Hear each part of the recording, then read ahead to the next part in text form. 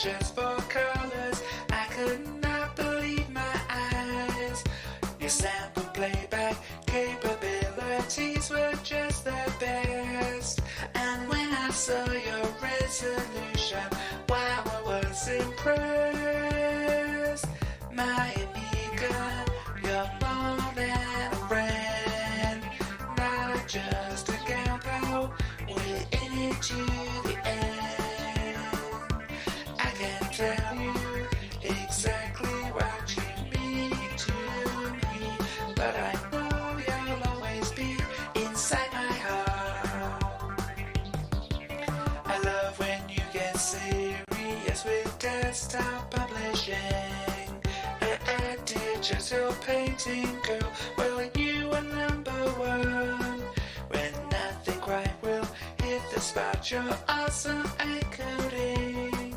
And when we chill and play together, that's always the most fun. My Amiga, you're more than a friend, not just a gal pal. We're in it to the end. I can tell you exactly what you mean to me, but I know you'll always be inside my heart. When I turn you off, when I push your buttons, I always feel sorry the next day. I wish I could be with you every hour. I love it when you light up. It makes me feel so gay.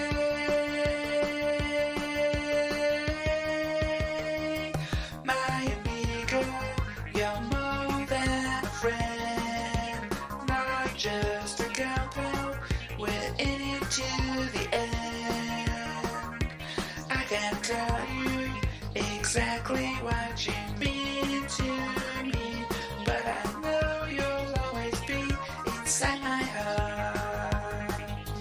My Amiga, you're more than a friend, not just a gal pal. We're in it to the end. I can tell you exactly what you mean to me, but I know you'll always be inside my heart. Inside my heart. Inside my heart. Inside my heart. Inside my heart. Inside my heart. Inside my heart. Inside my heart. Inside my heart. Hello, hello, hello, everybody. Hang on, here I am. Hi. Nice to see you. So yes, hello, everybody. To another Wednesday. Another Amiga magazine festivity. Another warm day. Yes, I have the window open. This is why there is some billowing here. Because strangely enough, I think inside is warmer than outside because glass and stuff. And yeah, obviously homes are designed to keep heat in, and it's doing a bang-up job of it, unfortunately. So yes, getting some of that air from outside in. My itchy eye stuff hasn't been too much of a problem today, and it's kind of like still feels like it's kind of still there, but it's not really playing up quite as much, so hopefully we'll be okay on that front of things. But yeah, I might be a bit warm and whatnot, so yeah, there is that. So if you hear traffic noise and whatever, and then that's, you know, that's what can be done. That's why this is all bright and white and stuff, and hopefully it's not going to overblow. It hasn't done yet. But hopefully it's not going to, you know, make me all dark to compensate for this tiny bright spot here. But yes, that is the way that is. And so I'm not sure there's much else to say before going into the festivities. I know it's quite quite a quick one today. But let me see if I remember what button to press. This is the one I want. This is what we're going to be looking at today.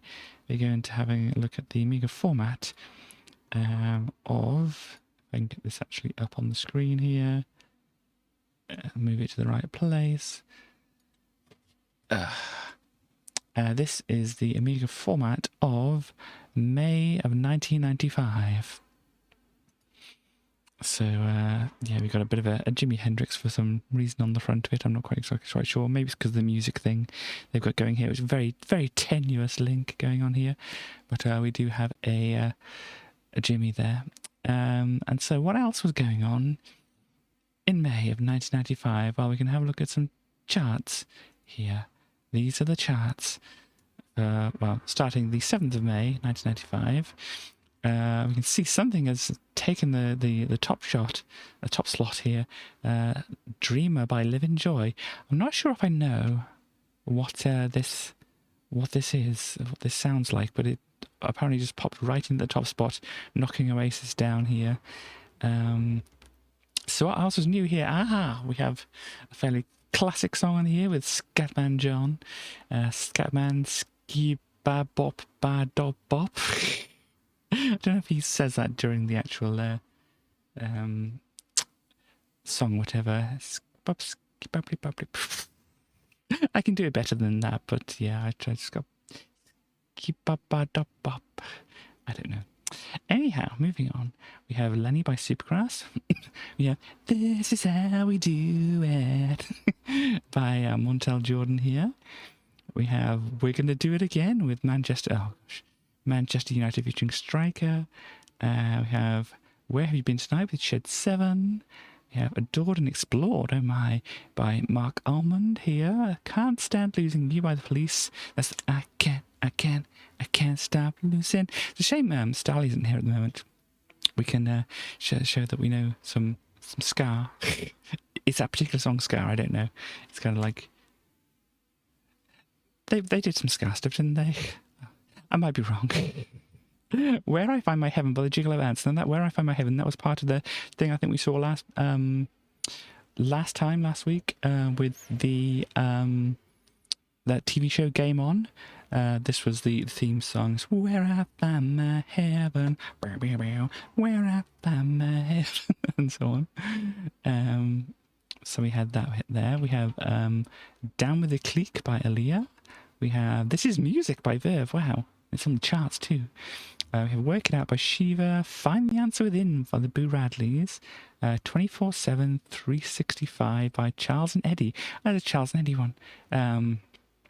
Yeah, they did one song which I think which was song? Chaos would be like blasting me for not getting this. But what did Charles and Eddie do that I know? Are you loading? We're not loading. Can we load, please? My internet looks fine. Okay, we'll maybe find out in a bit what other thing Charles and Eddie did there. But Forget I Was a G by the Whitehead Brothers. We have Motorbike to Heaven by Salad. Boogie Woogie Bugle Boy Don't Stop by Two in a Tank. We have Born Slippy, Underworld. Drive by, dirty young angel by, in the doorway by, with the lipstick by, and so on. We have High as a Kite, One Try featuring Roger, Toys for Boys with Marion, or Marion with Toys for Boys. We have No More Rainy Days, Free Spirit. We have Best Thing in the World by Optimistic. It's a Man's World by Jeannie Tracy and Bobby Womack. We also have Nafisa by Earthling, Tow Truck by Sabres of Paradise, Rise Up by Danny Red, My Children by Mosif Cat. We seem to be not loading very well from this page, do we? I think maybe the charts are having some issue here. I hope the rest of my connection doesn't, but it seems to be going well over on other things here. We just seem to be not loading things very well, apparently. We might have to come back to this because the other tab, it's still not loading. Let's try and Also, not found. No longer exists. Okay. Well, fine. We have another simple day with little axe. We have bumper with chrome by bumper. But whichever way round that is. I see you. Biddy biddy. Do you want to dance by General Bass? Fabulous with Aloof. White Knuckle Ride. 60-Foot Dolls. Bonnie and Clyde / Chinatown by Luna. Cry / Insects Are All Around Us by Money Mark. It's an interesting song name. Let's see if we can actually go on to the next page here. Oh, no, we can. Oh. Ever retrieving this chart? Please try again later. Well, they seem to be having some big problems on this site, don't they?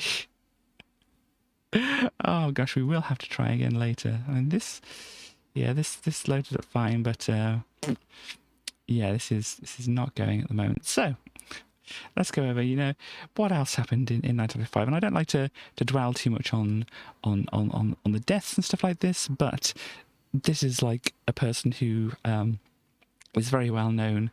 If you've ever watched, Bugs Bunny, Porky Pig, Tweety, Sylvester, Yosemite Sam, Speedy Gonzales, then you would have known about the creations of Friz Freleng here. They were an American animator, cartoonist, director, producer, and composer. Obviously working at Warner Brothers and the Looney Tune and Merry Melodies series. So there we go. So died in May of 1995. Obviously, that's why we're bringing up here. But yeah, obviously it's worth pointing out because obviously he did a lot of stuff which I think a lot of people are very familiar with. So yeah, we can see on his little portrait here. If we zoom in, it's a bit blurry. We can kind of see here, we've got obviously Bugs here, we've got Tweety, Yosemite Sam up here, and here he is drawing away on something. Oh, this looks like it could be a background. That's a Yosemite Sam, isn't it, there? There we go. But there we go, so that is that there. There was also, it's a shame, shame that Stally isn't here, but we have, during May of 1995, there was the Eurovision Song Contest of 1995, surprisingly, which was held in Dublin.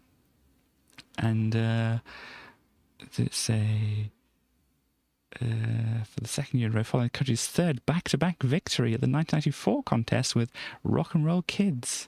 There you go. So they won multiple times in a row here, but I think the winner of this particular one, the winner of this year was Norway with the song Nocturne for My Secret Garden. So there you go. So somebody else won at this point. It says, until 2021, this has remained the last time the top 3 songs in the final were not performed in English. That was surprising. It says where it was held. Here. It's very kind of nondescript building, really, isn't it? It's, you might just walk past it and not realise it was anything of note. But yeah, obviously the main thing we got to see is participating countries. Here we go. Green, UK was involved. What did we have and how did we fare in this here? But obviously some other countries as well. If anybody's watching and they want to know which how their country did, if it's one of these in green, then obviously let me know. But let's see. So we had each performance had a conductor who directed the orchestra. So who did the UK have? Mike Dixon. So there we go. They were doing conducting here. Participants and results. So yeah, Norway won, came first place, of course, here, with the Nocturne song there. We have United Kingdom, Love City Groove with Love City Groove. It's a very nice logo there. A song by British rap group Love City Groove. There you go. But yeah, it didn't do too well. But it did work with 10th there, so not terribly. Who was in last place? We have 22 here, 23 here. We can order by place here, can't we? So Germany came last, with something I can't pronounce. Hungary came second to last with something else I can't pronounce. But there we go. There was that there, and this is who voted for who, and all that kind of thing there. So yeah, there we go. And yeah, so number 2, nations giving 12 points. So Austria and France gave 12 points to the United Kingdom's entry, but a lot of people liked this one here, and United Kingdom gave it to Israel's entry. Israel's entry was Israel, Amen, here, sung in Hebrew, it looks like here. So yeah, the top 3, as I said, weren't in English. So we had Norwegian, Spanish, and Swedish. There's no ones in English until we get to that, but basically in English entrance into the song contest there. But there we go. Spokespersons announce the score from the respective countries. National jury, is it Terry Wogan? Is it going to be Terry Wogan? No, Colin Berry. British radio disc jockey. Okay, there we go. I thought, or maybe this was the broadcasts here, and maybe that's Terry on the broadcast. UK, here we go. Yeah, Terry Wogan, there we go. Terry Wogan was a very well-known person here in the UK. Did some chat shows and things like that. So, but yeah, obviously he also did the Eurovision Song Contest stuff here as well. So there we go. Contains one phrase in ancient Greek. Wow. Which song was that? What's it pointing me to? This one here. Oh, it's Greek. And yeah, I can't begin to try to pronounce that. But there we go. That was the 1995 Eurovision Song Contest there. We had, I think this was, because it's mentioned in The Simpsons, is why it flagged up on my radar.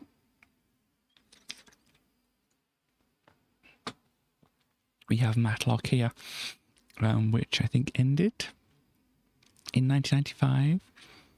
Yeah, here we go. Production companies went with a few different production companies here, but yeah, went until 1995 here. 1986 to 1995. So we go. Chronology 5, followed by Diagnosis Murder. Yes, indeed. I remember seeing that with Dick Van Dyke and his son. Yes, his real-life son, Barry. He was in there as well. But yeah, I remember seeing that on like daytime TV occasionally. But yeah, Matlock was one of these ones here. Obviously, it gets referenced in the Simpsons quite a bit, I think. This is M with the box, or MA with the box around it. Kind of almost looks like the Breaking Bad kind of thing here. But anyway, moving on. We can actually look here for Simpsons. Hello Chaos, nice to see you. So yeah, it says, I tried to look at this page before and it didn't actually come up here, but yes, lots of Simpsons quotes from Matlock here. So yeah, that's where I know of Matlock from, I think, because of that. Chaos, are you in a place where you can listen to a thing currently? Because you know how you were saying yesterday, well, I am doing fairly well, thank you very much. You know, you're saying a thing about yesterday, how you insinuated that I called you ugly and stuff like that. Well, you challenged me to write a song, and I don't always write songs for you, little challenges. This is only a very short one, but I hope you enjoyed the "Hey You Ugly" songs that you requested from me. Hey, you ugly, hey, you ugly, hey, you ugly, hey, you ugly, hey, you ugly, hey, you ugly, hey, you ugly, hey, you ugly, just joking, you're good, just joking, you're good, just joking, you're good, just joking, you're good, hey, you ugly, hey, you ugly, hey, you ugly, hey, you ugly, hey, you ugly, hey, you ugly, hey, you ugly, hey, you ugly, hey, you ugly, hey,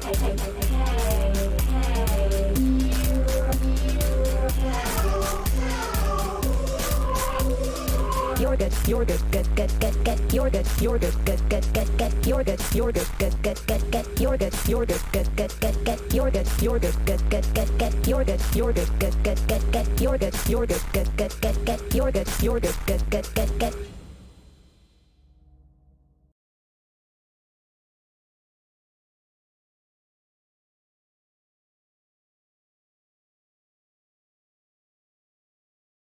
Hi. I did the thing you do, girls, and forget to unmute myself. Hello. I hope you like that. If you didn't catch the lyrics, they, hey, you ugly, just joking, you're a good. And so on. Here's every way you go. Well, I have to find a way to share it with you and that. So if I forget to do so, obviously ping me and I can do that. But obviously when I'm not streaming and such like that. Just checking to see if you've just done it then. Yeah, you probably hadn't seen it by the time I'd done that. Anyhow, moving on. We have Tasmania, which ended in 1995. Here. So yeah. Tasmania, Tasmania. That's the one, isn't it? Anyway, apart from that the lyrics aren't Baba, they're Come to Tasmania. Opening theme by Jess Harnell and Jim Cummings here. Jim Cummings, of course, coming up again, as it is here, and a bunch of other people here. You have Miriam Flynn. Was in National Lampoon, Cousin Catherine, then Grandma Longneck in The Land Before Time, there we go, Maurice LaMarche was of Brain in Pinky and the Brain, and The Greatest Thing I've Heard. Cool. I also have this person, Becca in Life Goes On, Daphne Blake in A Pup Named Scooby-Doo, so that's what that person's done. And this person, just a voice actress who provided voices for a number of animations and video games. Not to tell you much in there. It's very important that somebody sing. It also says how you're a good as well. Oh, you got Rob Paulson, who is Pinky in Pinky and the Brain, and some people in Turtles and Yakko Warner and such like that as well. So there we go. Lots of people. Oh, and Dan Castellaneta obviously appears here again.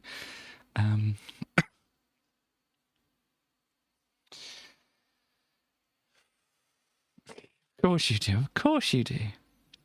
And so yeah, a bunch of other people played by like the people who are actually on the show here. Marvin the Martian and Bugs by Greg Burson, whoever this is. Best known as a replacement for Dawes Butler and Mel Blanc. So there you go. So they were already doing Bugs at that point. So there you go. So that was Tasmania. Had 4 seasons, quite a few episodes here. I mean, the last season had a number of episodes, but it seemed like it doubled the segments there. So I don't know if the segments were shorter, but there's more of them. I don't know. There we go. That was Tasmania. Indeed. Well, you can read whatever you like into it, but obviously you know that I had the you're a good in there. In fact, you're a good multiple times. And why? The EEE, or E3, the Electronic Entertainment Expo, started in 1995 and is pretty much irrelevant at this point as far as I understand. But yes, it was cancelled. It's cancelled for the first time in 2020, obviously. It was held in 2021 online, and then 2022 was cancelled. And then they say they're going to return to 2023, but who knows? So there we go. But yeah, you have E3 here, and there's probably not much to focus on here, but yeah. Oh, look, presenters, Nintendo, Sega, Sony. Oh, Microsoft popped in here as well. And yeah, Sega dropped out, of course. And we've got EA, Konami as well, adding to the things, and Bethesda, and yeah, the one of 2020 planned, or a bunch of people, and yeah, a lot of cancelling going on there for that. But what else happened in 1995? Well, the Java programming language was created. Obviously, Java is a thing which probably got used like early on the web. There was a thing, the little Java applets that you used to have, instead of just having it work in HTML5 or whatever. You just come up with a little thing. It says, please download Java to run this little thing, and you can click on it, and it would do something. But also it's used for many other things as well, and like Minecraft is written in Java here as well. At least the Java edition is made in Java and stuff like that. I've done a bit of programming in Java. It's similar to C and whatever. And JavaScript is not the same as Java. I think it just kind of like shares a name, and that's mostly the same the connection between the two, as far as I know. But yeah, I've done a little bit, but not a lot. And this is the person who created Java there. And you can see the Programming Language Popularity Index. So Java here, well, it starts in 2002, so it doesn't really help so much. You've got Ruby at the bottom. Ruby does a lot of stuff like servers and stuff like that, I think. SQL or SQL, that's what they call it. It's got a bit of a wobbly line here, and then it's like a long straight line, so I think maybe it wasn't really logging them properly here. Whatever is doing, oh yeah, TOB, they weren't logging it then at that point, it seems. Like there's C.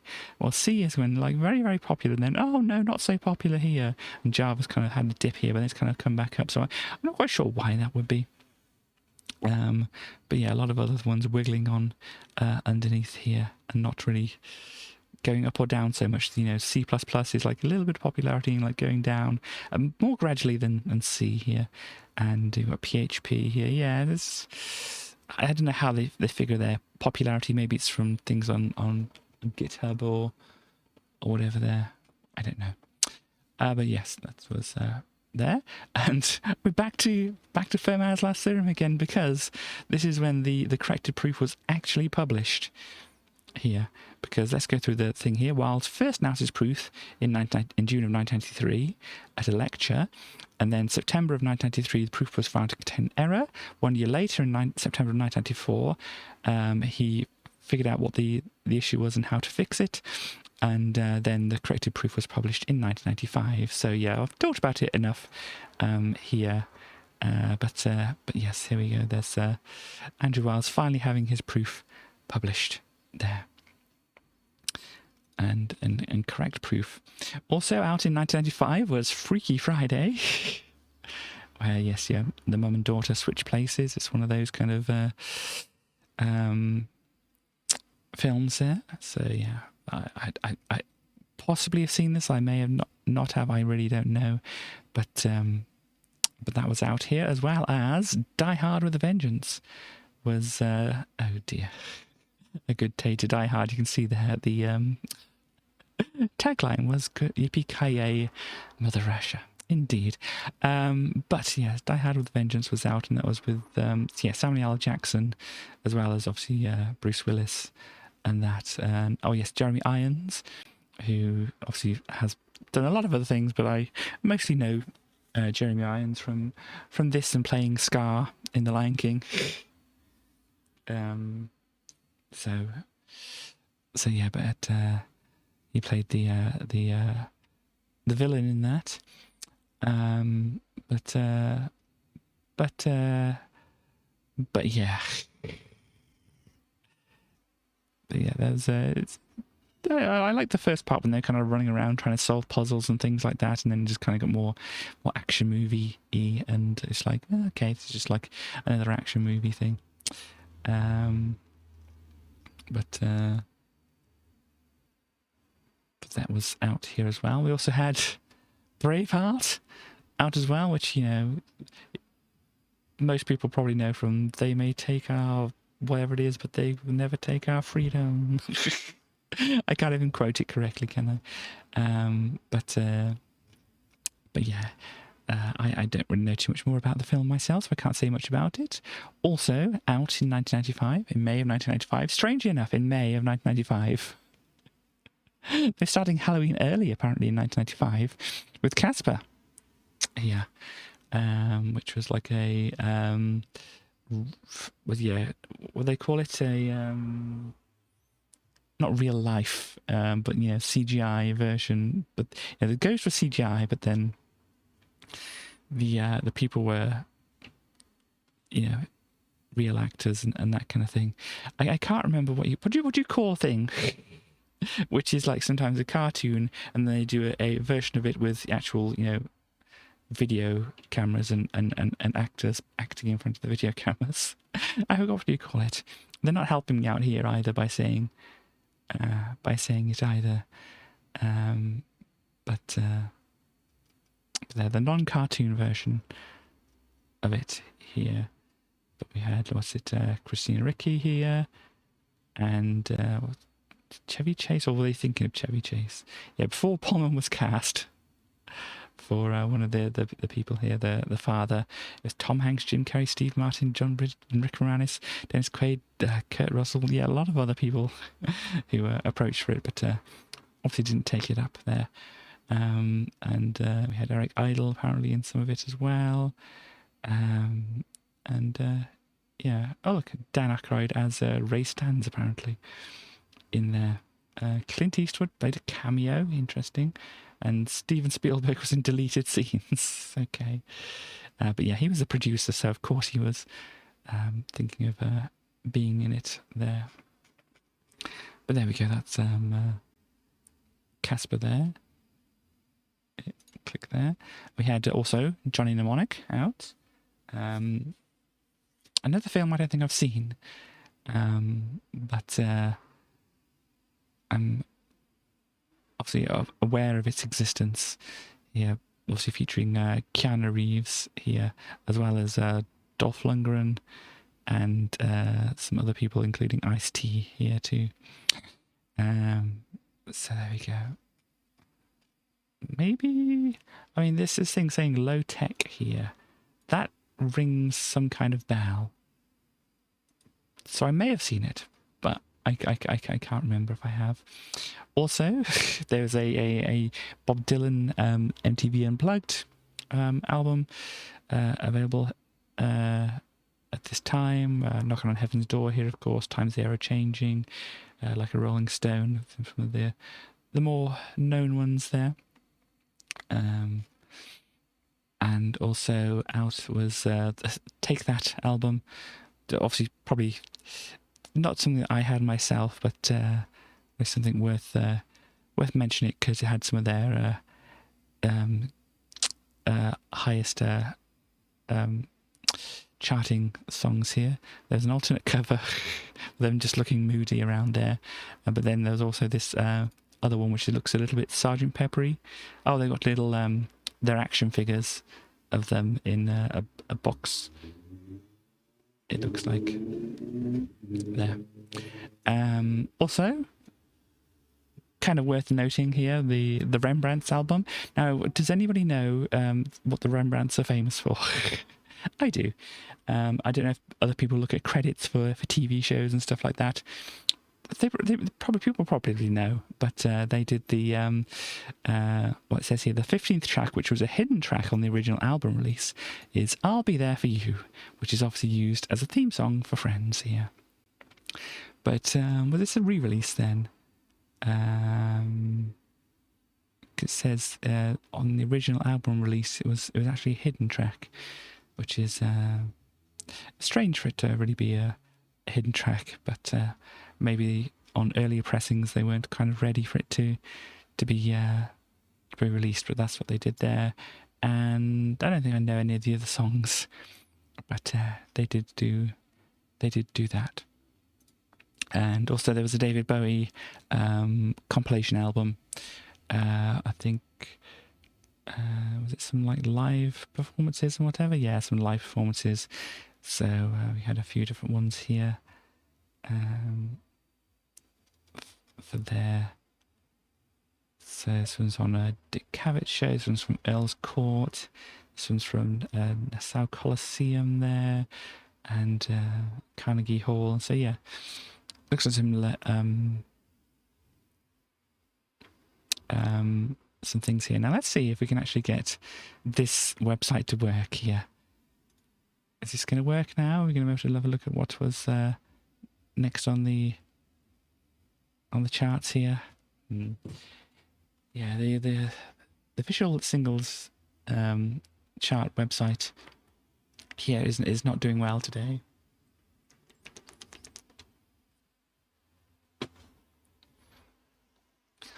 I mean, it's possibly doing better than before, because before it's coming up with an error. Now it might be trying. I don't know. But yeah, whilst we hope that loads up in the background, we can go on to this here, which is like the front cover up here. But obviously we're not going to look through this here. Apparently the greatest discs ever on here, and it has a few different things which we're going to be having a look at now. So let us go back over here. Let me find where that is. Over here. So this is what we've got, and I get to bring up the correct windows.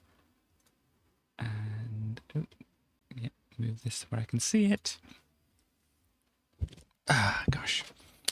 So we have this Spartan Pipes Professional. Now I have some instructions for me how to actually use this and such, because it's not straightforward, or at least I didn't find it straightforward when I was trying to use it before. So what I had is insert the other disc as well. I've got to remember to do that, 'cause that was a thing I forgot. But yeah, it's just very, very strange the way that this kind of works, because obviously they're supposed to have like other discs come along with the proper version of the thing here. So I've had various luck in doing it this way, and let's hope it works. So let's double click on this here. It should load up the programs. It's saying it's trying to do up here, and it says please insert volume internal sounds kit. Now I don't have that, so I just want to cancel out of all this, and so it can't load up the samples it's trying to load up, so we're going to have to load in our own samples. And so here we see, this is, I think, the Brandenburg Concerto, Brandenburg demo here. Not that I really know what that sounds like, but at the moment if you played it, it wouldn't make any sounds. Unfortunately, it's set up some things here, which I don't need to do, but what you do, you get the toolbox, you get these little things, you stick them in on the end of the pipes in order for them to make music. So you can like configure this to work with an external MIDI thing as well, and things like that. But you see, this track is a little bit busy, so let's add something to that. So how do I do that? Yep, do that. Click on them, load it, place it, drag it. So yeah, you click and you drag them onto the end there to do stuff, and double click and then add new instruments. So that's what we're going to do here. So let's see, this is the most busy one. It's probably a piano, which would normally play this, because it looks like it. If we double click on this, it says no sound loaded at the moment. But what sound do we want to play, like the piano thing? Let's find a sound that we can use. It's going to be on this disc. And it's got some instruments here. And it'll load up here. Bamboo xylophone. Well, that sounds like a good one to use here. So we'll pop the bamboo xylophone on there. And then we have to load up the transport stuff here. So this is your play and whatever buttons here. So if we play that from the start now, it sounds a bit like this.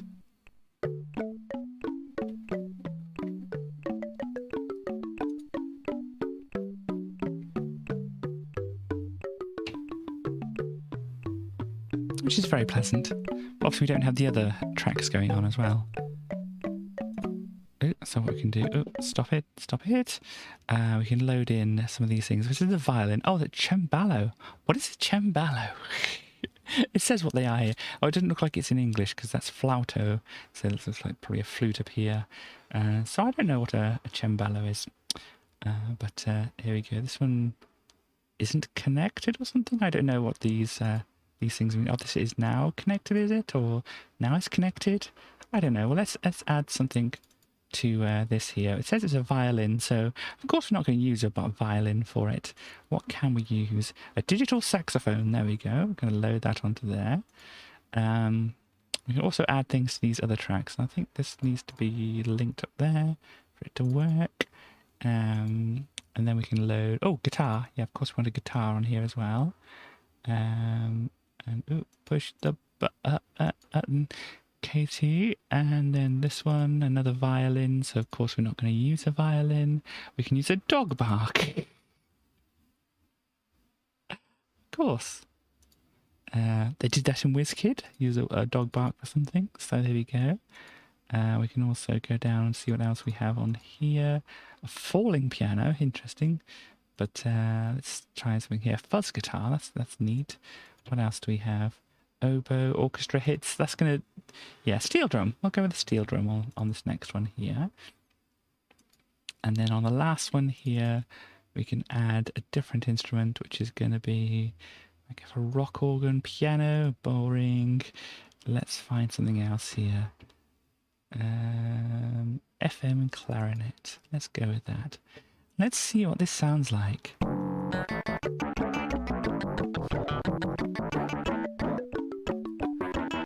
It's got a groove to it. I think I put too many sounds into the Amiga. Obviously, the Amiga only has four. The Amiga only has 4 channels to work with, so I'm not quite sure if this is working. So we will have to take out some of these things. Let's take out the ones that it had taken out. I think it was those ones. So we should have 1, 2, 3, 4 here. So hopefully this will work a bit better.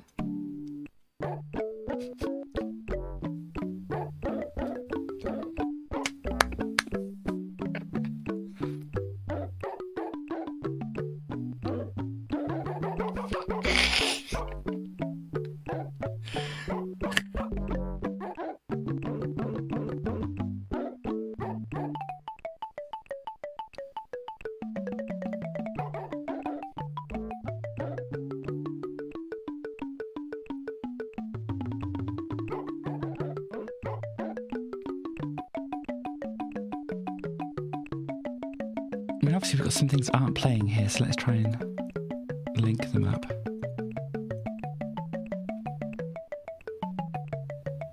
Playing now? Ooh. Trying. Yeah, they're all trying to play at the same time now.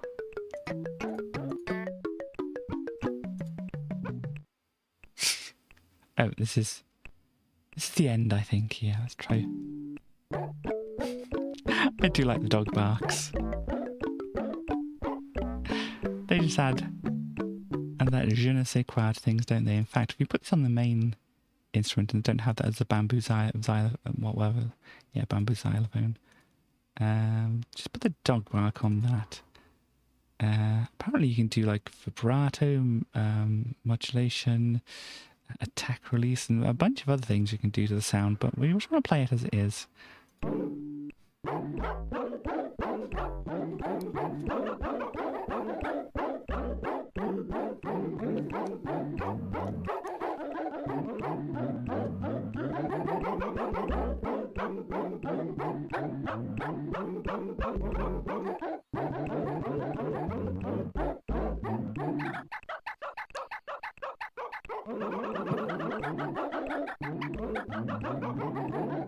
Oh yeah.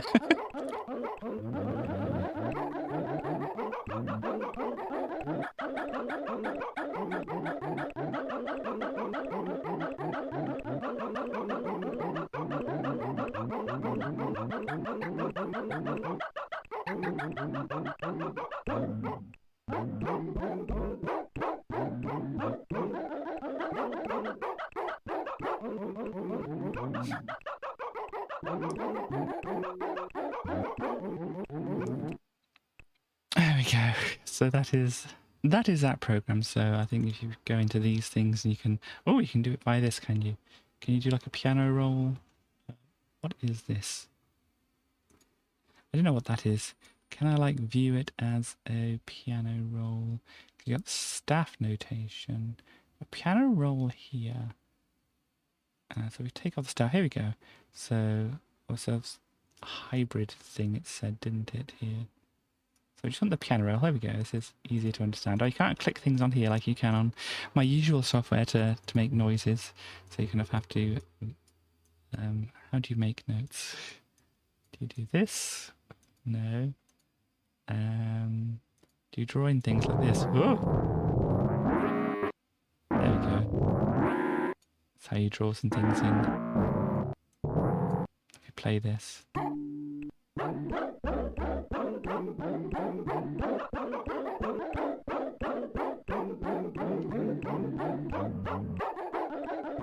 I don't know where I did that.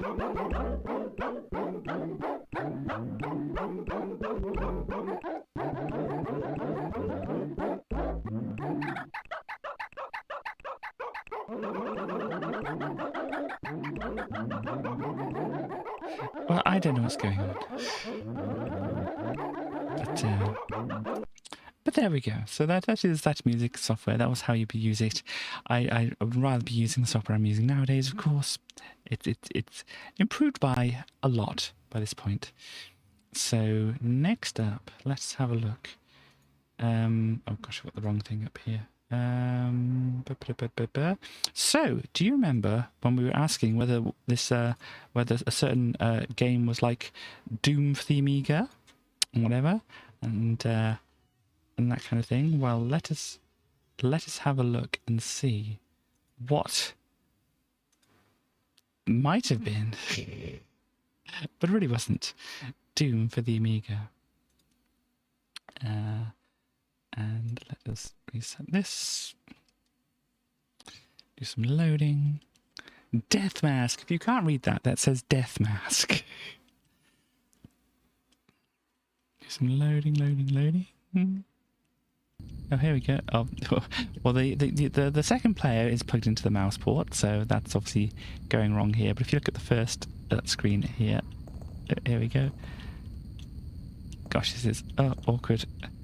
So yeah, you can see it's not actually 3D or even 2.5D. This is just some graphics that are being put on the screen and stuff like that, because the rotations don't look right at all. They're just like sliding in and out and stuff like that. Can I push M for the map? There we go. Let's put the map over on that side of things. Oh gosh, no, that hurt me. Of course, I think that's the other player's map, so this is not helping me much. No, I want to go down. I think there's some baddies through here. Let's find them. Through this door. Ha ha! Get shot. Hi. Get shot. I'm getting hurt a lot here, though. Back up. Oh, back up. Hang on. Oh, no. I died. So yeah, this definitely isn't Doom or very much like Doom at all.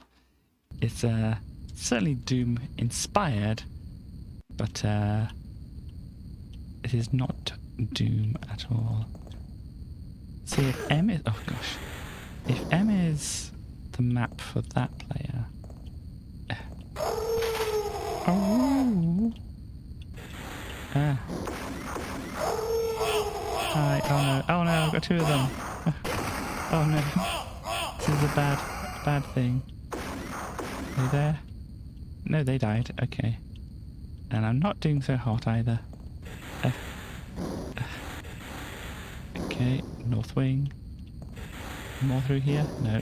Let's have a look. I'm back on the map now though. Looks like there's a baddie around here. Oh, are they over there? Ah!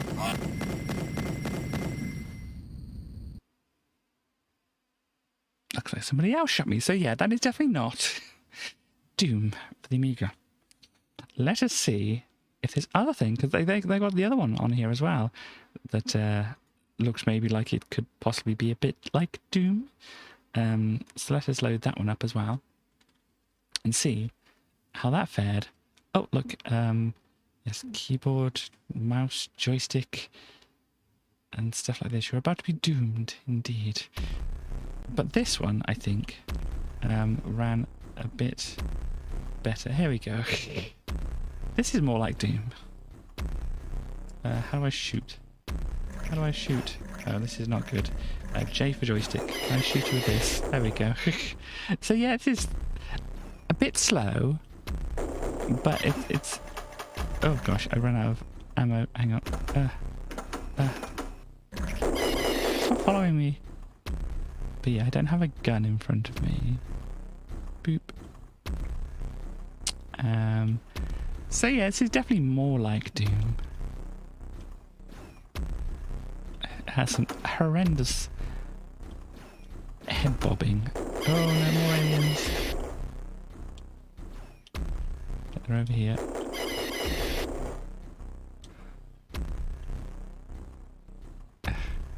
And the you can't see very far as well. This is probably what I think there's a quote from John Carmack saying the Amiga just wasn't powerful enough. This is probably what he meant by that. It's like you can hardly see a thing. Hello, Morbits. This is Alien Breed 3D for the Amiga, which is not Doom, but it's really trying to be. Okay, I can't shoot it. Do I push space on it? I do. And it has, as I say, horrendous head bobbing. More ammunition here. Cool. Oh, I've got some health pack as well. I need that. Okay, the first one, yes, the Alien Breed, yes. So, I mean, this isn't too bad. The previous one we played, Death Mask, was a bit rough, I must say. Oh, look, they even have stairs here too. Wow. So, yeah, there's more ammo. Oh, they're shooting at me over there. I don't know if you can strafe or not. It would be very useful, but maybe there's a way to do it from the keyboard. Oh gosh.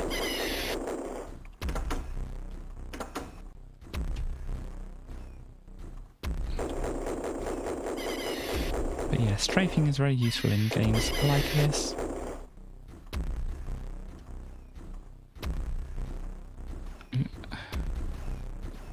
Oh, they're shooting me from here. Boom, boom, boom. Let me see. Oh dear. Those definitely two things that don't need to be mashed up.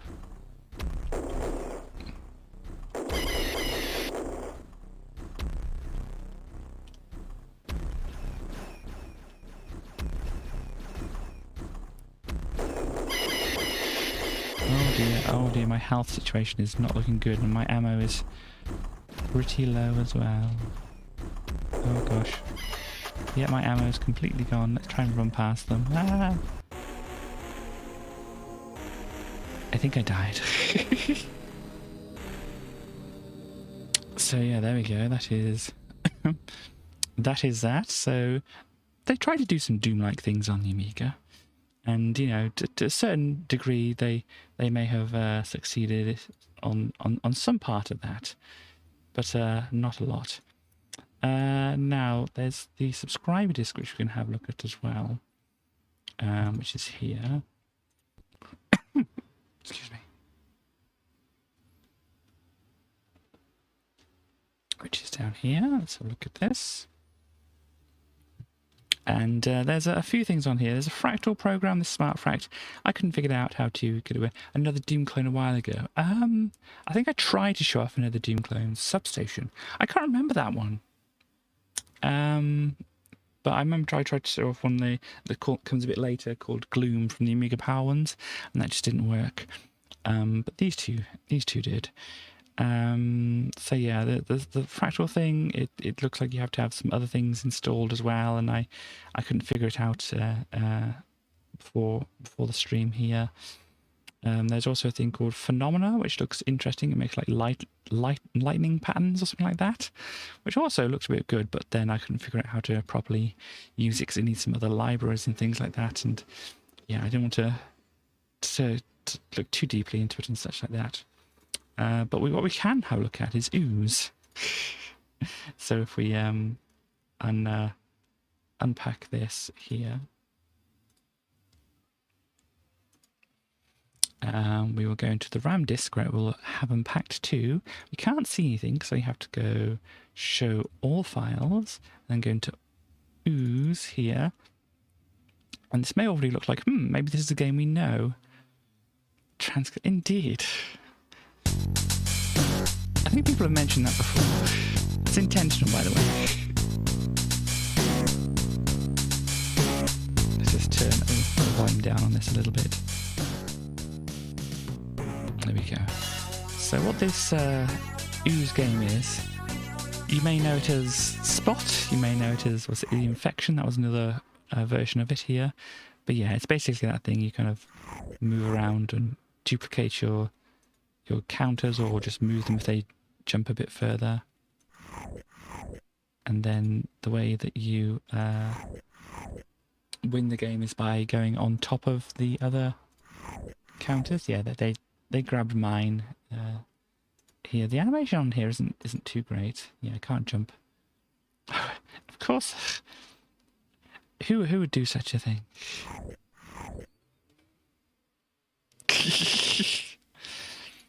But yeah, this is not looking good because they could possibly jump ahead. Yeah, this is... I'm expanding my colours at least here. So let's pop forward here, then I'll take over this one. Can I jump on top of them? No. So I'll have to pop out this way. They could take, yeah, they could take that. But I could go ha ha ha and take that one back. And then pop into here. Yes. Interesting sound effect. Kind of sound. So let's already take over this one here. Oh, they're marching ahead here. This might be all we can do. I think it's a tie. Oh no, they managed to take one more. But yeah, from here I think it's a tie. Oh no, you can teleport as well. Okay, forget that then. We'll move up there. They're going to do that, of course. Yeah, I think I messed up at the end here because they're going to do that. And then I can player one versus Doofus. So there we go. That was that. I mean, we've seen a game like this before. Got some good music.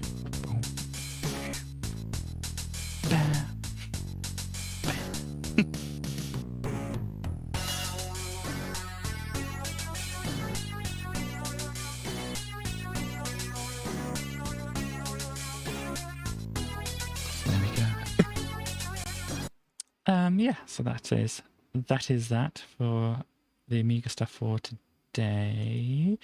We'll go back here, but see if we can get the singles charts working. It's definitely no cricket. Just unplugging this. So yeah, we're bringing this up again because we couldn't get this working earlier.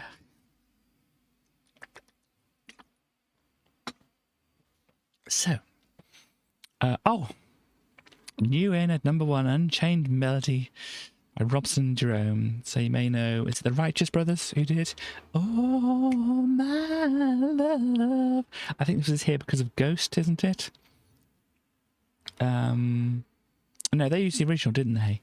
I think Robson and Jerome just sang it because they wanted to, because they were in some TV show where they sang it.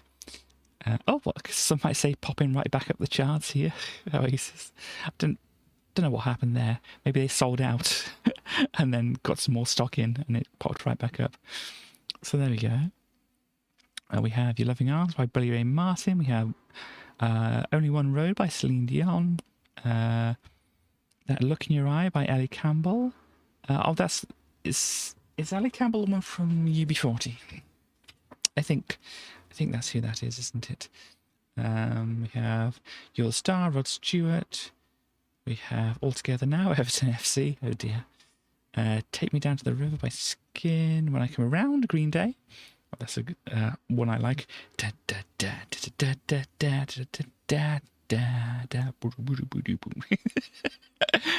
can't do it very well with my mouth, but you know.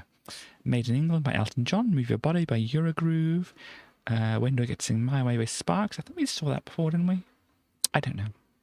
Dignity by Bob Dylan here. We had Alice, Who the X is Alice, we got here by Gompy. That is not Roy Chubby Brown who did it before, so this is possibly a remix or something.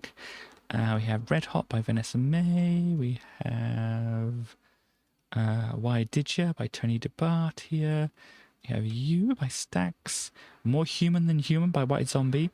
I'm vaguely familiar with that song, but only vaguely. Boom Boom, Definition of Sound, Last Time Paradise Lost. Comeback by London Beat. Dance to the Music by Hustlers Convention. Sexual by Maria Rowe. We have Volume 1 by Diva Rhythms, Panis Angelicus by Anthony Way, Think of You by Wigfield. Oh yeah, it's not doing as well as Saturday Night here, coming in new at 83. Crinkle Cut Grooves by Crinkle Cut Grooves. Someday I'll be Saturday Night. Bon Jovi re-release here, so you have some re-releases here as well. Without Your Love, Spiral Stairs. A very good pun there. Oxygen by Frequency Dip. I know there's a Jean-Michel Jarre track called Oxygen, so I don't know if that's just a cover of that. Yeah, there was something else I wanted to have a look at, which was on the last thing, which I can't remember the name of the people who did it. Chaos is here now. Chaos is definitely going to blast me for forgetting the name of them. Here, Charles and Eddie. What did they do before? If it's just going to load up. It may not load up on us, but they have a song here, 24/7 365. It may not load up for us. Try to go to the next page here. This may not load up very quickly for us. I mean, we got there eventually here, but it might take a while. So whilst that's loading up, let's have a look at this here. So yeah, we have the May 1995 issue of Amiga Format. It's a very interesting colour scheme going on here, and a bit of a Jimi Hendrix, probably because there's a music thing here. But that's the link, I feel. The greatest discs ever? Were they really the greatest discs ever? I'm not sure on that. But yeah, at the time, this Bars and Pipes one might have been pretty neat. Link up, discover the ultimate multiplayer games thrill. Okay, so it looks like it's loading up the Charles and Eddie one. They did Would I Lie to You? I thought it might have been, but I didn't want to say it wrongly, because even then, Chaos would have blasted me even harder then. But yeah, so there we go. Charles and Eddie got to number 1 with the Would I Lie to You, but on the other ones they released, they didn't do so well there. Okay, it looks like this page. Oh no, it's not. It's not worked. Let's go back and try to load it again. For some reason, the official charts thing is not working too well. So, what is in this issue here? We have, well, things that people will probably be interested in, maybe not. But, oh my word, Buyout latest as a new player in the Commodore Buyout stake. We reveal all. Why is console guru Richard Darling looking towards the Amiga? Well, he's the one from Codemaster, isn't he? So is it Codemasters are thinking of buying out the Amiga? Here we go, Melody Maker. Jimi Hendrix did it with a guitar. We show you how to do it with Bars and Pipes Pro cover disc. Very, very most tenuous of links there to that. And what else we have? Yeah, Super Skid Marks 2 on here as well. What else? I think we're standing out on here, so let us go here. Zoom in on here. What are they going to say here? Another month goes by, and although the long-running saga of the Commodore Buyout is getting extremely close to being finally resolved, in some bizarre exponential curve of happenings, it isn't quite there yet. Rather like the frog crossing the road, you can hop half the distance left to travel each time we approach the end in an ever shallow... What? The frog crossing the road, you could hop half the distance. Oh, is that the... What do they call it? I think it's like a tortoise and hare thing, isn't it, or whatever? It's like the tortoise is or the hare is trying to overtake the tortoise, and by the time the hare gets to where the tortoise was, the tortoise has moved forward a little bit. So then by the time that the hare gets to that position, the tortoise has moved forward a bit, and so it seems like if you follow that logical reasoning, the hare can never catch up with the tortoise and that kind of thing. Only the thing that seems to be missed out of this kind of supposed paradox is that the time it takes for the hare to catch up with the tortoise gets smaller and smaller every time. So you're tending towards a particular time at which the hare passes the tortoise. But if you focus on, you know, just the minuscule distances that it requires to get there, if you forget about time passing, then yeah, we don't get much further. As I write this, the bidding for Commodore is still wide open. As I mentioned last month, all the protagonists have the means to pay at least twice what the company is worth. So it's not a question of financial means or muscle anymore, just one of sheer determination. A major development came to light as we were going to press, though. The German PC giant Escom has put in a $6 million bid for Commodore and managed to procure the whole of the Rumblos chain, which closed a couple of months ago. Just what the impact of this will be on David Pleasance's management buyout effort remains to be seen, but it would seem that Escom have grand designs. Their interest in Commodore and their acquisition of Rumblos has certainly brought new interest to their buyout story, particularly as Escom were previously only interested in the Commodore logo, so they could badge their PCs. The Commodore PCs were very popular in Europe. There you go. Sorry, I've got my little tracker watch thing here, which is charged up now, so that's going back on my wrist. So yeah, it seems like there's a new person just in like at the 11th hour, isn't that what they say? To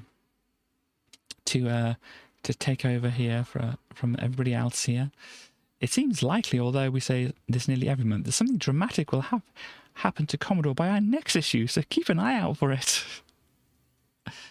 So yeah, they hoping that that's going to happen. And look, some British coins.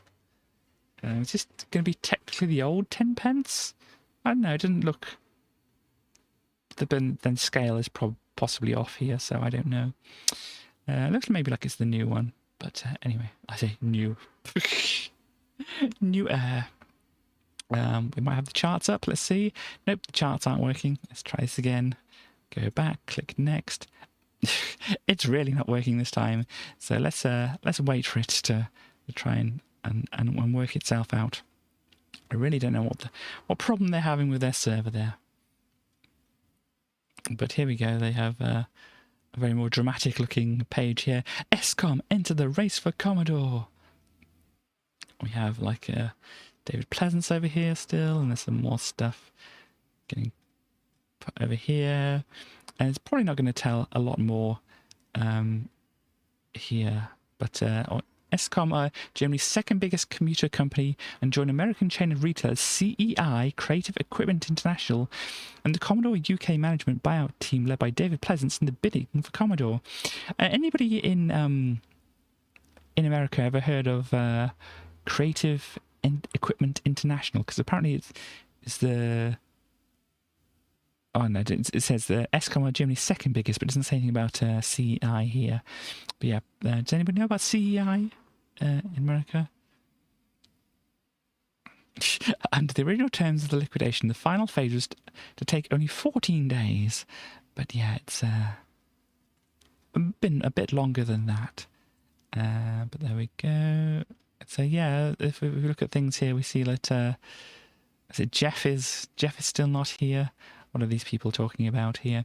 Has anybody heard anything on the 9 o'clock news about the government's Department for Information Technology getting together with the Department of Trade and Industry to help out a brand new UK-based computer manufacturer based in Maidenhead and using the name like Amiga or something?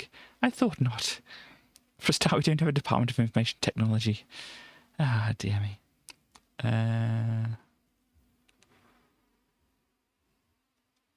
So, yeah, this person wanted politics to be involved in the takeover. And Jeff, I think this is Jeff, is it? This is somebody else. This isn't Jeff. This is somebody else vaguely, isn't it? Saying computers are boring. So really getting on Jeff's heels with this kind of thing, isn't it? I mean, this may not be Jeff's column anymore, but Bagley here's in there stirring up stuff. I mean, what could be more boring than an undistinguished looking off-white box that sits in the corner of the room making beeping noises? When was the last time a computer did anything really practical? When was the last time you saw a computer doing the washing up or cooking dinner or making beds, eh? Well, I don't know if they still can do any of these things, but yeah. All right, so I'm exaggerating a bit. Personally, I think that computers are cool. But there are many people who think that computers are, by definition, tedious things that are of no practical use. Really? Are there the people who think they have no practical use at all? I doubt that, even like at the time here. There are also people who think that computers are the best thing since sliced bread and spend every working day fiddling with them. Indeed. It's rarely, if ever, these two different types of people meet. Have you never been in a house, a school, a workplace? Oh, dear me. One would yawn widely, and obviously, while the other would happily rabbit away about how they managed to hack the Bank of England or transfer the entire assets of the UK government. I can't honestly see much chance of them really get...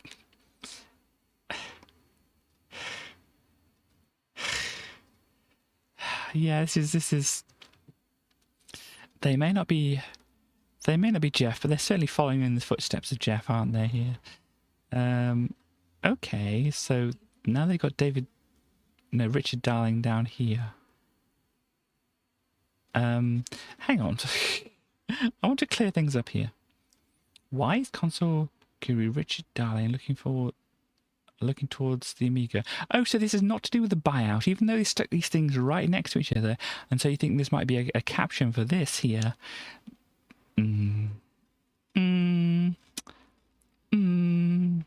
Sam, what is Richard Darling doing here? In the next few months, Codemasters could be preparing to take one of the most radical steps forward in the evolution of the console-dominated games market by developing a serial link for the Mega Drive.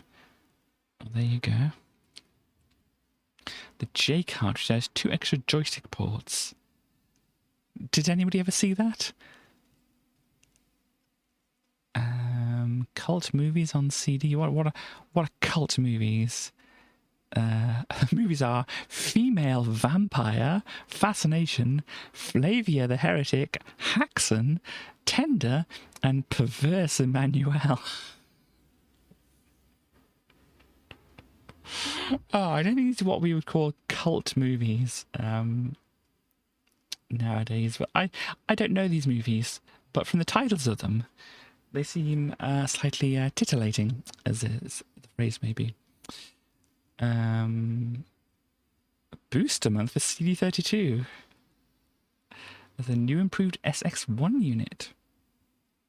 Okay. Well, Paravision have released a revised edition of the SX1 expansion, because it could be unstable if moved or knocked. Oh dear. Has poor casing design. Oh dear, oh dear. When the lid of the CD player is fully extended, the SX1 moves and, in extreme cases, shorts out the console. Oh gosh. You think they would have quality tested it, but apparently that wasn't on their list of things to do before releasing it. What else we have here? So yeah. This is, while Team 17's new game Worms is finished, it will be distributed by Ocean. So yeah, Worms. Can you think of a world in which Worms didn't exist? It's one of those things, isn't it, which you think, that's been around forever, surely. Worms. But no, it's not even come out by this time this magazine is out. We have Jack into Cyber Jack. Once again, the Amiga is at the cutting edge of film special effects technology. Cyberjack's plot revolves around a group of Ludditish cyber techno-terrorists. Hang on, Ludditish cyber... Okay, I guess that makes sense. Intent on ridding the world of the evil influence of computer networks by wiping them out with a potent virus. Out to stop the nasty bunch is a hard-bitten future cop.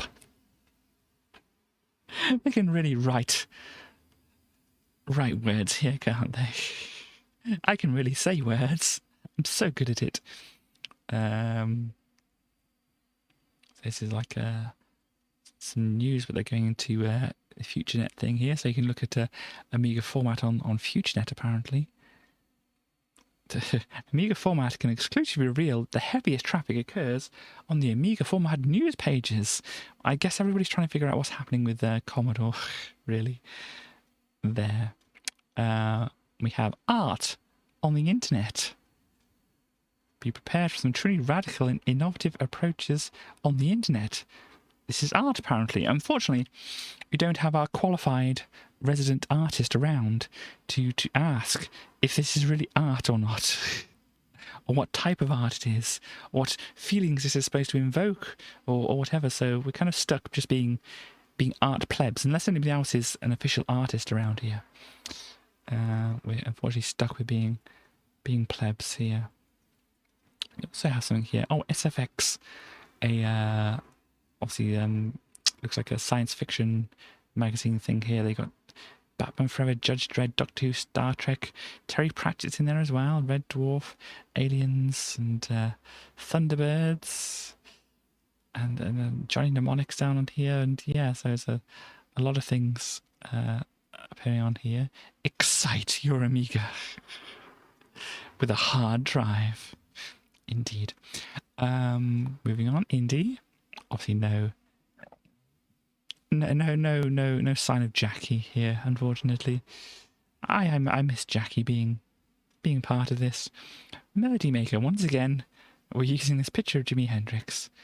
Jimmy to do the guitar set, and then they're copying the same thing they said earlier over here. But yeah, this is how you make a song here. You basically have your blank slater here of your bars and pipes, and you can extend your pipes to the end. I guess these are like MIDI outs here then. And then you can do other things. You can put some music in and send that out. And this is what they suggest here. Plug your Amiga sound outputs into your hi-fi for better playback of internal samples.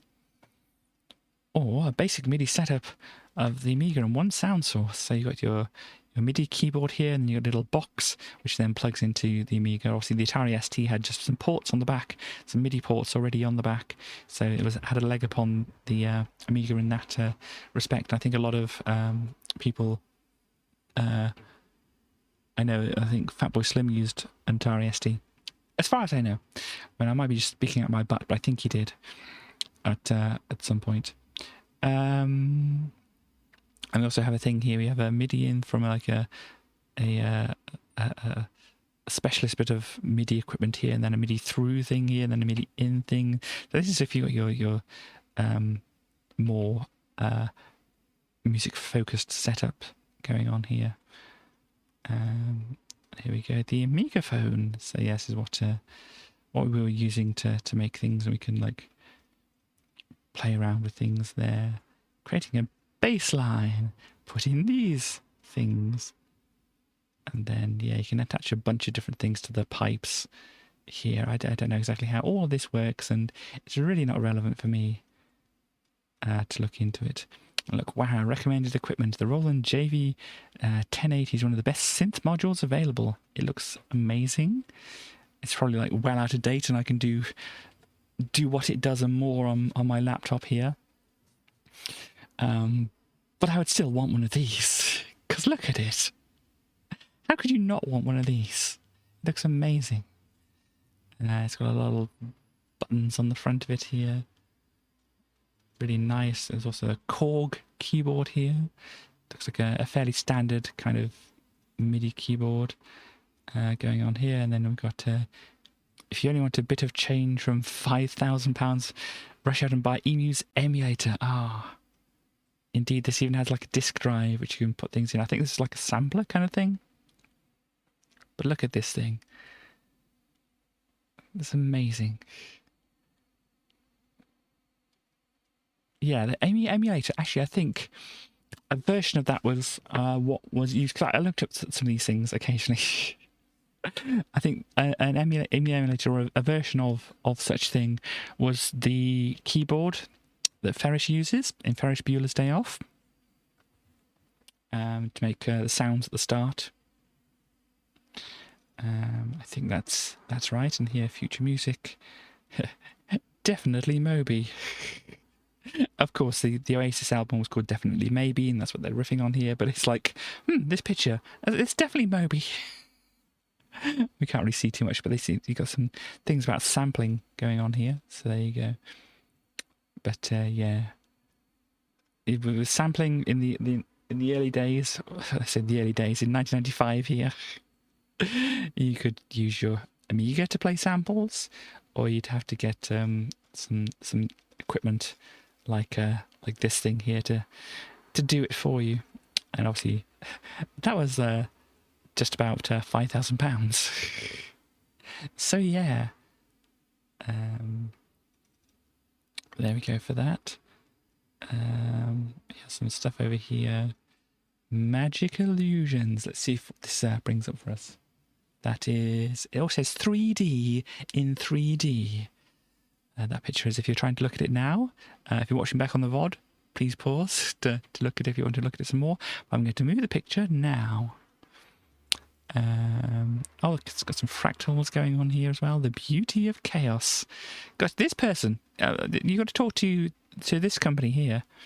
If you want to be called beautiful at chaos, they'll quite happily do that for you. They've even got like some software called the Beauty of Chaos. A gamer's delight, indeed. 40 games. Wow.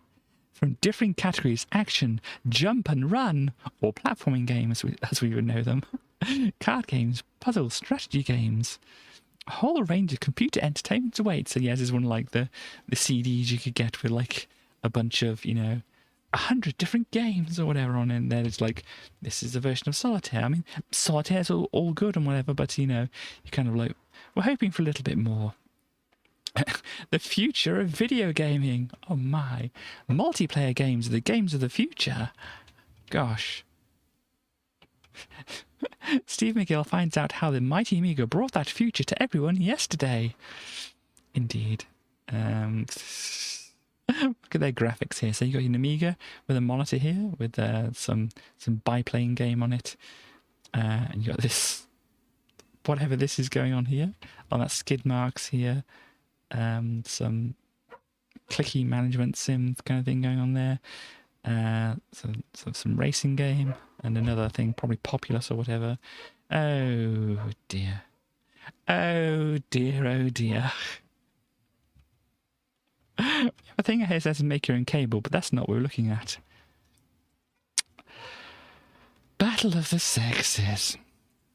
It's not quite clear why more women don't play computer games. Let me go back into the back issues and see how you've been treating your women's staff. And let me... anyhow. Research hasn't been conclusive. We need to research this issue. We need to research women because they're so difficult to understand. But several theories, or even having theories about women, have been put forward, ranging from the outrageously sexist to the plainly ridiculous. This article is somewhere in the middle. The most plausible reason is that computer gaming is generally perceived as a solitary, obsessive, male geek affair, and women, more so than men, tend to prefer communicating about things that don't involve computer games. But the reason women don't play computer games is certainly not because they're less competitive by nature. Introduce your mother, sister, wife, fiancé, or girlfriend, or more of the above, to a game such as Lotus 2. I mean more like fiancé and girlfriend or whatever, not. Anyhow. Let them practice until they achieve proficiency and then challenge them to a race. This is awful, isn't it? Watch several cultural inference sociological power complex theories dissolve as you find yourself crumbling under the weight of their newfound skills. Of course, they just don't have the skills for it. And don't accept any excuses for defeat. Computer games are a neutral medium that don't rely on any particular attribute peculiar to men. Indeed, men are peculiar.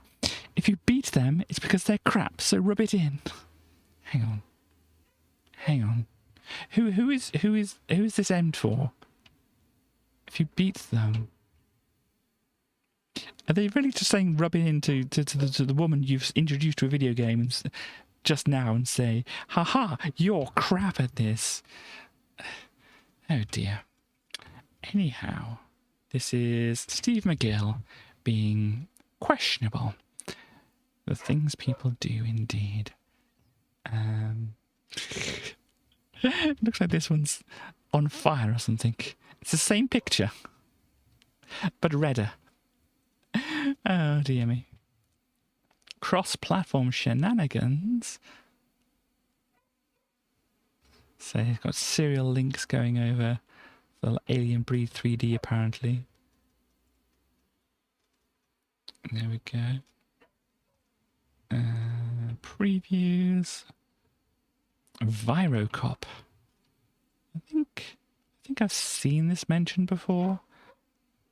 Got a cute little robot here.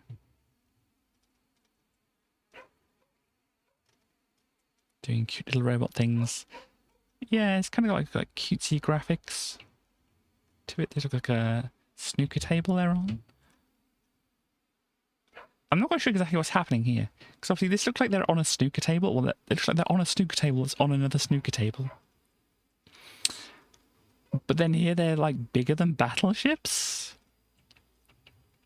I'm not sure what's going on there.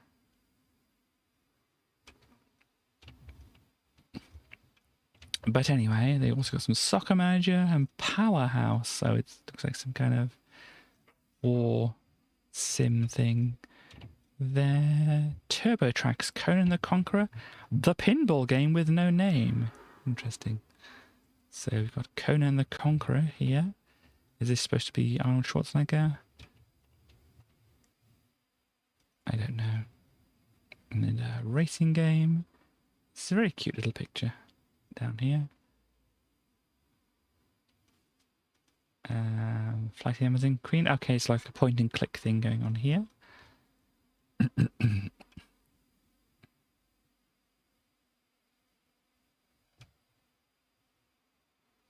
But, silence you traitor, or I'll throw you to the scantily clad women by the swimming pool. You... Moving on. The top games. Look at all this blood spurting out here. Look at this Shadow Fighter. And all like in theme parks over here too. Let's see what else we have. Super Skid Mark 2. So yeah, this is I think where you can have the cow going on the track. But it looks a little bit more fancy than the other. Is this because it's not... Oh, it's all Amigas apparently. Definitely looks a lot more graphically fancy, or that's just the scan making it look more interesting, like the road texture. I suppose if you zoom it in a bit, it doesn't look quite as fancy, but from here it looks like very more detailed and stuff like that. Anyway, they go to 92. There. TFX, Tactical Fighter Experiment. They seem to like that as well. Obviously, I don't get along with these games so well. Angst.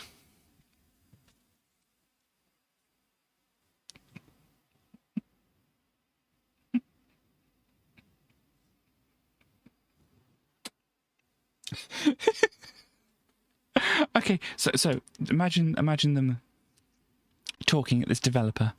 So Doom is popular. Let's make a game that's like Doom, but we can't call it Doom, of course. What name can we use? What's a bit like Doom? Angst? Yeah, let's go for Angst. I mean, Kurt Cobain said it in that song, so it's cool, right? By Dem Software in Canada, apparently. They really thought angst was a good word. Yeah, it doesn't really quite look like Doom, does it? Angst, an acute but non-specific sense of anxiety or remorse. Indeed. Also, fill in his explanation of how you'll feel about the game after a couple of hours play. Did they say Doom at all? Because I'm sure they would want to compare it to Doom. Because they don't. They don't mention Doom at all. I mean, with this title and the look of it, I'm sure it's supposed to be... Oh, is this... Wow. That's supposed to say angst. I think it's tilted sideways. But gosh, that's difficult to read. Anyhow, moving on. There is a dead person. There you go, 58. Has the look and feel of a public domain game that's waiting for more denizens, tricks and traps. Oh dear. Playability, not much happening to engage your interest. Addiction, for something to be addictive, it helps if you enjoy it in the first place. Oh dear. Graphics, flat, monochrome, dull, unatmospheric and not very friendly. Yeah, just basically, this is the corridor in your office. Well, there we go, there's that. Exile, A1200. This is... Let's see if anybody's going to do it. This is a game I should play. I mean, I don't think that the... Oh, no, I do have a mod around. Chaos is a mod. Chaos can add pennies to the penny jar. So this is a game I definitely need to play at some point. And let's see if Chaos is paying any attention whatsoever. And do that there. So I just made a note to look at that. So yeah, there was a version of this on the BBC Micro even, and I'm not quite sure about how I feel about the look of this here. I mean, looks like they're like constantly chewing bubblegum or something. Can't quite tell what's going on, but there we go. 88%, not too bad for that. Let's say better luck next time. Oh, go forth into exile. Unfortunately, you didn't take the hint and played the game instead. Okay, thank you very much, Chaos. Doesn't seem like Chaos is paying attention. I'll add it myself because I really should. What is it? Penny add. There we go. I haven't put the other version of it on there as well. I need to do this myself while West isn't really available to look at it. I like this. Controversial dance magazine, Sounds of the Future, Eternity. It features these people and it's like, Hard Times, the label. Just so you know. What? Drug information, safe and sound device. I thought it said sales and sound device. Well, we don't want you to feel like you aren't in control. Okay. I thought they were giving information on how to sell, but there's a safe there. I was a little worried about that at that point. Interesting, there's a place called Robin Hood. Which is very, very strange. But here we go. Got a golf game, a Sword of Honor. Oh dear, Sword of Honor didn't do too well. We have like a ninja fighting you. You're trying to get to beat me up. Well, you know. Or you don't know. Oh, they don't even give like a little breakdown of why they don't like it in the sidebar here. I have to actually read it a bit. There's a splendid game called Budokan. It's a martial arts beat-em-up game and wonderfully considered fair, quite different from the majority of pugnacious titles.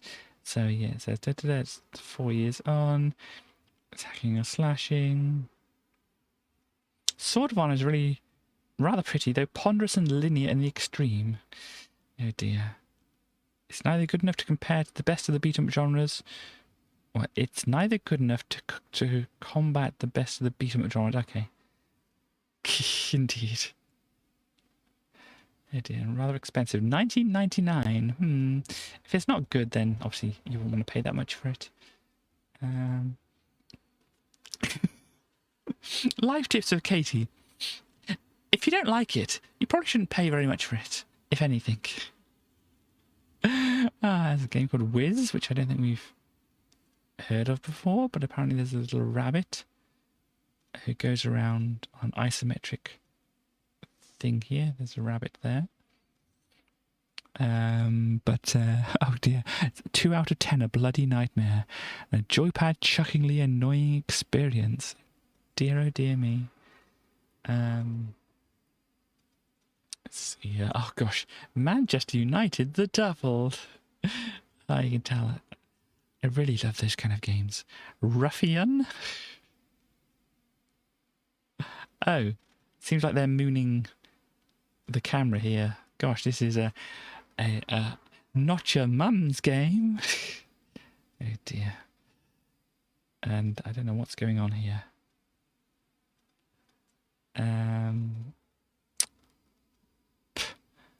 Playability, allegedly allege Hobbit. What does that even mean?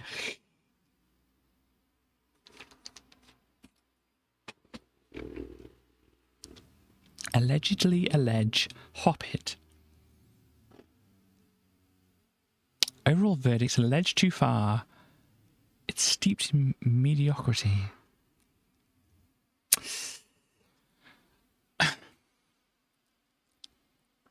Interesting. Or not. You have Legend of Valor, which we saw a demo of when this map wasn't very complete and that kind of thing. And you couldn't really do anything apart from walk around and maybe talk to a few people. That's got a re-release now here. Wizard Developments. That's a great great name for a business there. Wizard Developments. What else do we have? PD Select.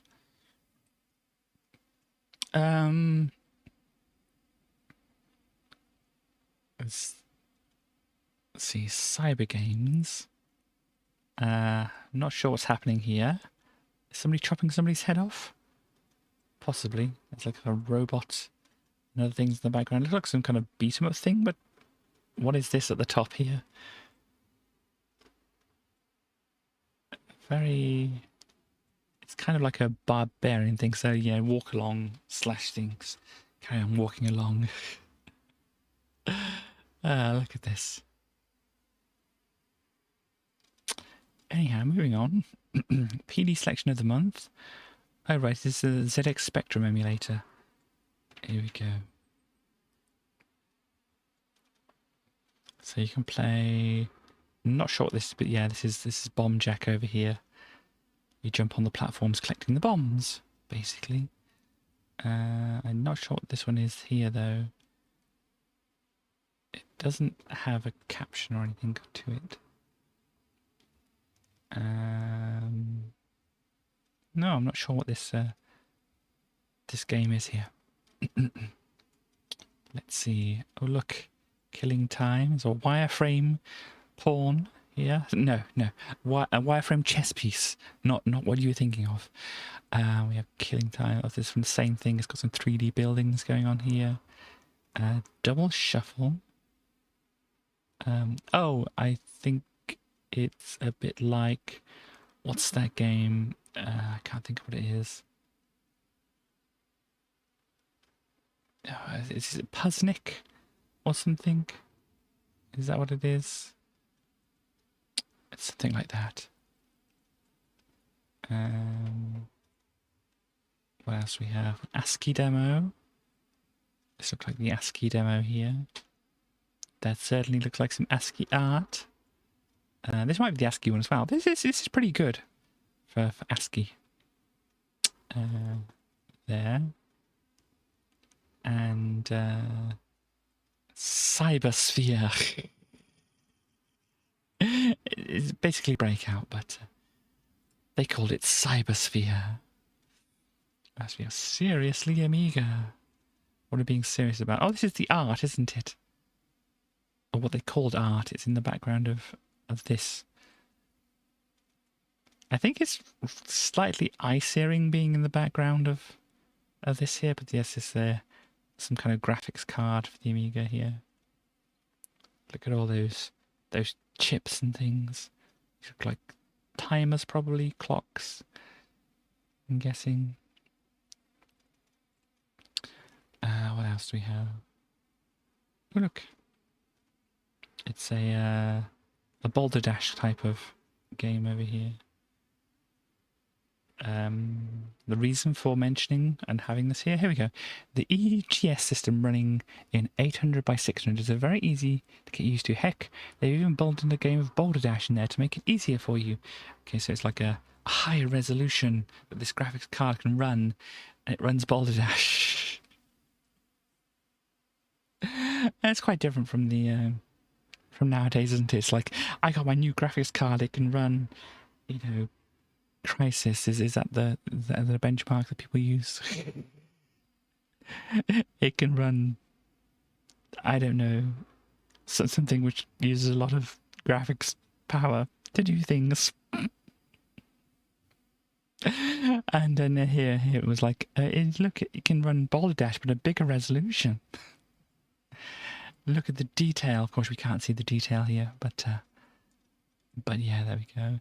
You can do editing, photographs and things, if you wish to do so.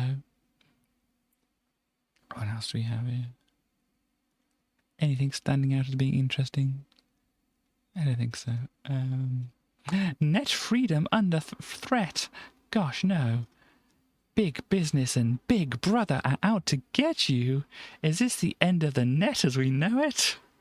Gosh, it's a never-ending story, isn't it?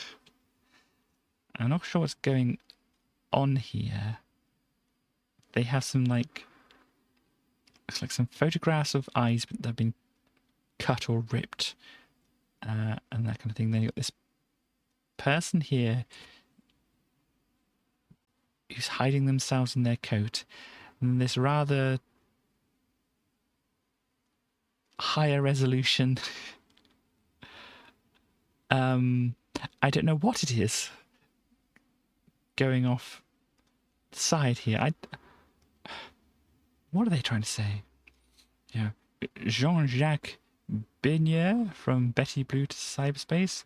Where do computers go when they die? TMTL TBMG.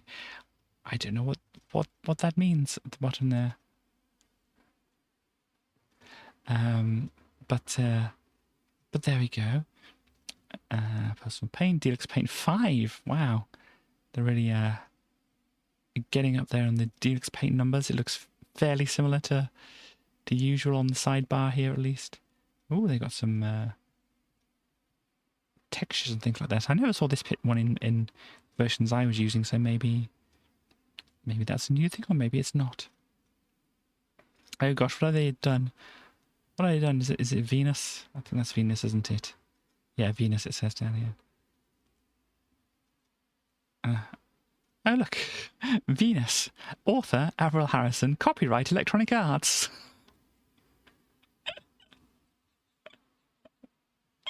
Turns out Electronic Arts copyrighted the Venus, or what they call it, the Birth of Venus, is it? Ah, gosh. Anyhow.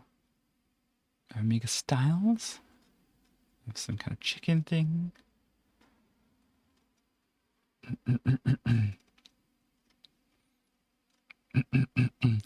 Oh gosh. Proof of age required. We do not condone or supply illicit hardcore material. Hang on. A great selection of superb girly pictures to place in the background of your workbench. Give it that personal oh dear. So 18, proof of age requires. We do not condone or supply illicit hardcore material. So what are they covering up? Or is it like, gosh, we're making it seem more than it actually is by covering it up? Probably that. Amitech Fusion, what is this? Another Genlock thing. They still have to answer the question here. What does the Genlock do? But I don't have a very short explanation of it, so let's read what they say here. A commonly asked question with a simple enough answer. Genlock lets you superimpose Amiga graphics on a source video signal. That's the basic thing here. So basically they're kind of video titlers and stuff like this. So this box, you'd buy this box so you could put a title on your video. Like this. I mean, it does have that old karaoke look to it, doesn't it? Wow, look at this. What is this? It looks like a safe. But I don't know if it is. Where do they say what this is? Is this what this is? 3D graphics and animation system? No, it requires chip RAM, so this is not it. What is it? Video toaster? Is this like another like Genlock thing then? I don't know, they don't really say what it is. It's a prime image. Yeah, prime image passport. This is what it is. So yeah, it's a video toaster thing. So it makes just video editing stuff. Possibly the same thing. I don't know. Anyhow. Amiga Shopper, May issue. For some reason, the May issue, I'm not quite sure if this is supposed to look like snow or like just packaging material.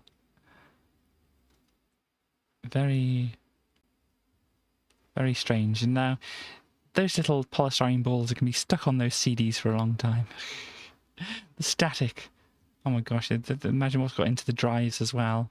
Oh gosh, that's an Apple drive of some description. There. And Aminet Set 1 CD-ROM roundup. There's that Cammy from Street Fighter or thereabouts. Yes, young ladies, you too can develop a physique like this with a bit of exercise every day and a decent rendering package. I wish my rendering package was that good.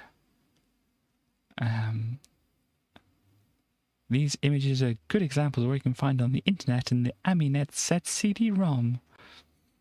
So, some kind of spaceship stuff going on here, and this is such a good dinosaur. Excellent. This is internet info. Now, this is something a little different. It's an internet CD without any programs. What's the point of that? Well, it's just information. In ASCII, they haven't even spelled that right, taken from the internet. After all, that's what the internet is really about. At first I was a little sceptical, so I thought I'd take a quick look at some of the directories, and the next thing I knew, it was 2.5 hours later that they'd fallen down the wiki rabbit hole before Wikipedia. Well, I think wiki software had been invented by this point, but it's definitely not Wikipedia. Talk about absorbing. There are files about almost any subject you could think, from comics and video games to building satellite systems. The best thing is the sources of the information are included, so the next time you log on, you'll know where to find all the interesting sites and news groups. So yeah, this is back when you had to actually, consciously connect to the internet, and your devices and whatever weren't automatically linked to some cell tower or router or connection point of some description or whatever. And you actually had to go in, load up the network things, double click on this thing or whatever, and just have the modem go at you and stuff like that. So yeah. Oh gosh. What is this? This corking little montage has been put together and rendered by Andy Everett, who's just one of the 3D artists featured in 3D Arena. Okay, that is a scary Pinocchio there. There's a watch. And then a CD over here. Look at those reflections. Wow, Andy Everett did that as well. Look at this. Some cards and things too. Gosh, oh no. Did they really have to put that in that position there? This is all kinds of wrong.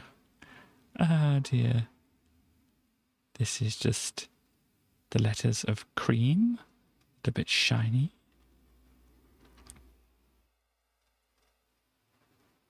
Okay. Active. Driving test, oh gosh. 10 out of 10 German.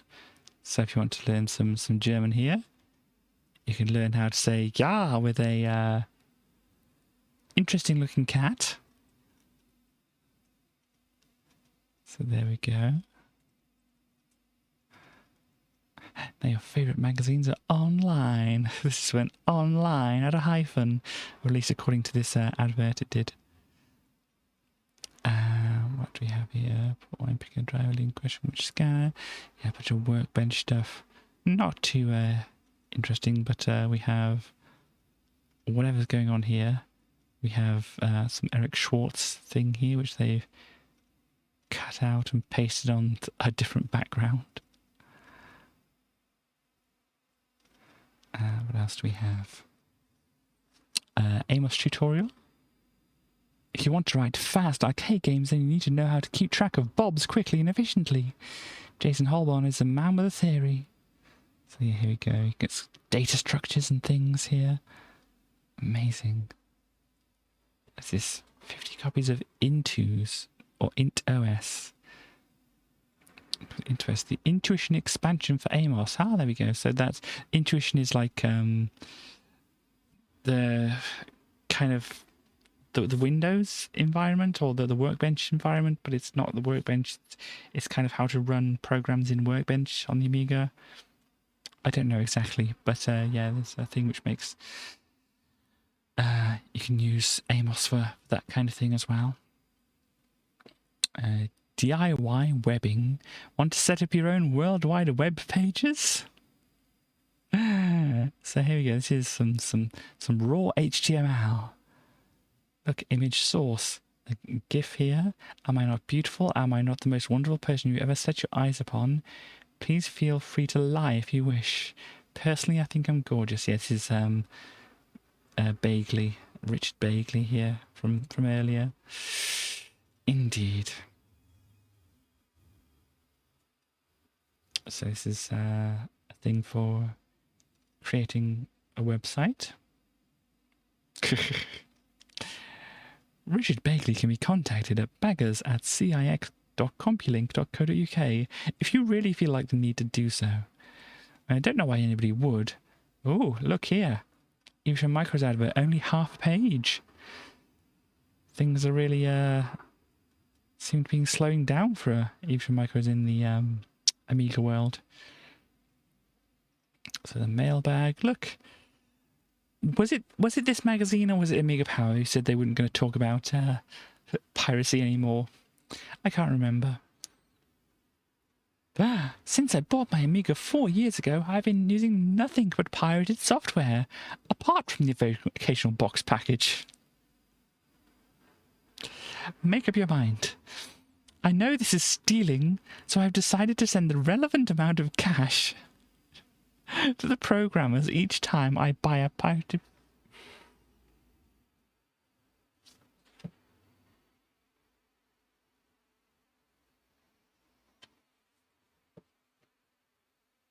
Huh? For example, if I bought a pirated game that's worth $25.99, I would send $5.25 to the programmers.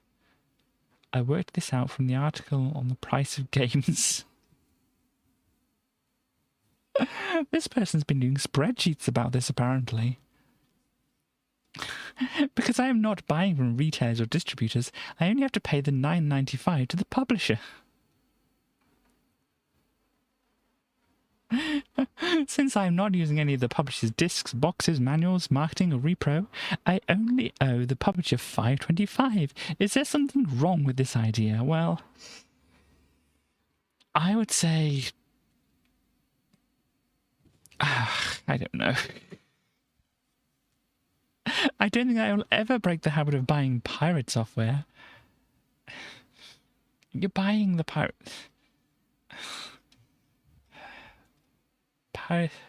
What do they say about it? This is here. Piracy is still stealing, no matter whether you send money to the programmers or not. Well, it's arguable, really. I think obviously nowadays it's kind of, you can obviously cut out that all the middlemen from the process, and you can, and people do offer it up for what they consider it to actually be worth. So yeah, copying games is quite simply illegal. Well, is it really? I appreciate that you've gone to the effort of sending some money to the programmers, but that doesn't make it all right. I think they're just trying to stem off the other people sending them in, or following their advice, you know, and that kind of thing. I would just not publish the thing if it was me. If I was in the position they're in and trying to, you know, pretend capitalism is good, I would just not publish that. Maybe they just get a bunch of them every month or whatever, and so they're just like saying, look, this person's thought of it too. And it's still stealing, by the way. It's still stealing. Ah, dear. Anyway, but yeah, this is a thing here. Some rendering, ray tracing going on here. Yep, that's a good little steam train there. And yep, they're still talking to David Pleasance here, but then it's just like, this is not even half a page now, is it? David Pleasance is like, I really don't want to talk to people anymore. Why did I agree to do this in the first place? Oh, dear me. So let's see here. What other pictures do we have? We have an APC. We have what's simply just titled manga. I don't know if it's for any specific manga or what, but this is a very precarious outfit they're wearing, isn't it? One wrong move and something could definitely slip. And we have Dreamscape, which is slightly an odd thing to see in one of these magazines. A very muscular toned body of this variety. I mean, obviously this is what we're kind of used to seeing. Boobs, but here we have more of a non-boobed body going on here.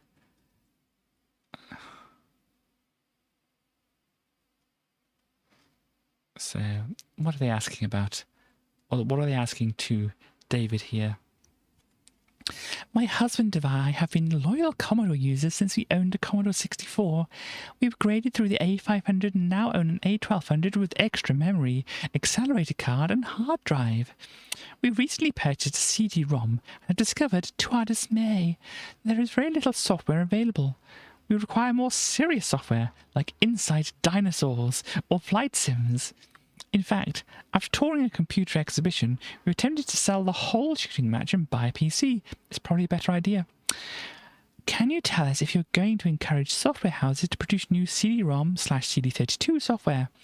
Unless you back this aspect of the Commodore business, I cannot see how you're going to hope to compete against the new tide of PCs.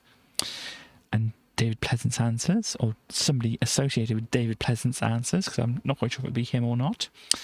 Commodore's difficulty over the past year have definitely affected the continuing development of CD-based software, and as such, I have complete empathy with your situation. Empathy? Which is the one way you actually feel it yourself and that. I can't remember.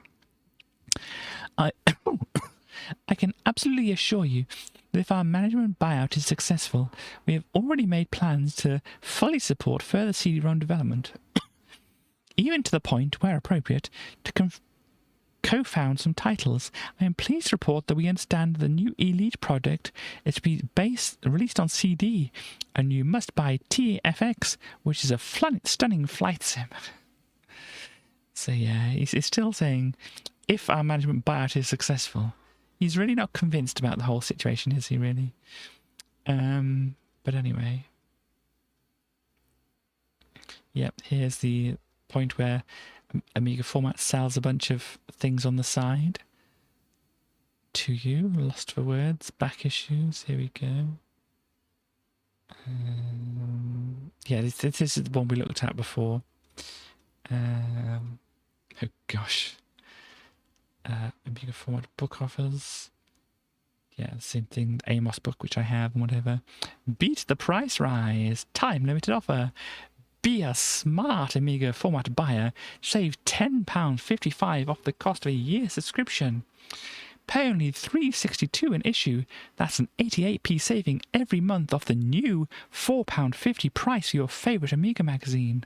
Yeah, because they're increasing the price. I saw something when I was just checking to see that that it loaded up properly and whatever, and that they are increasing their price up to $4.50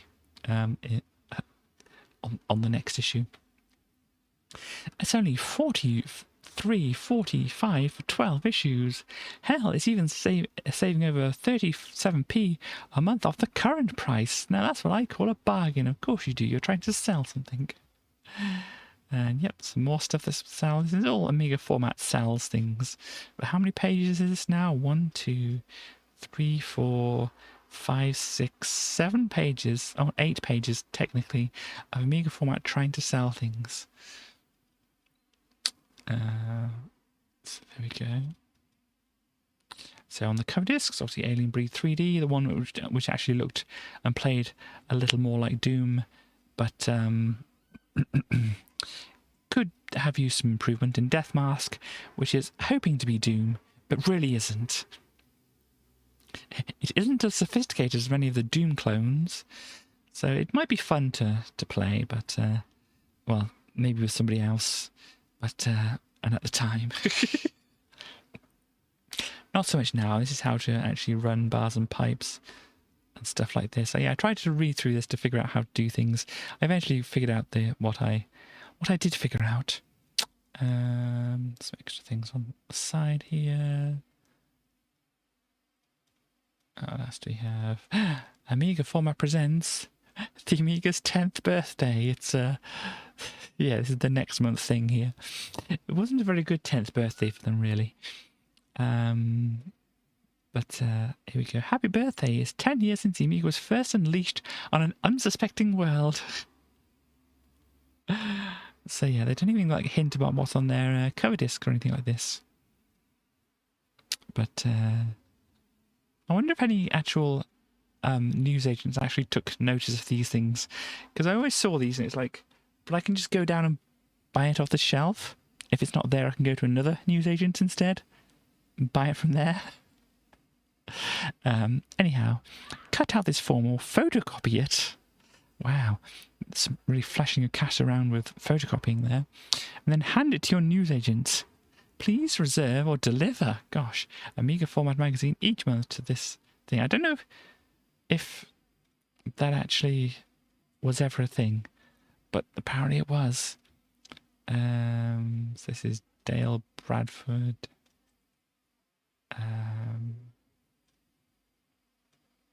They're talking to them about something. I don't know. I don't really care. And this is the end of the issue. We got through that pretty quickly. Hello, Destroy. Nice to see you. Unfortunately, you've already looked through an issue here.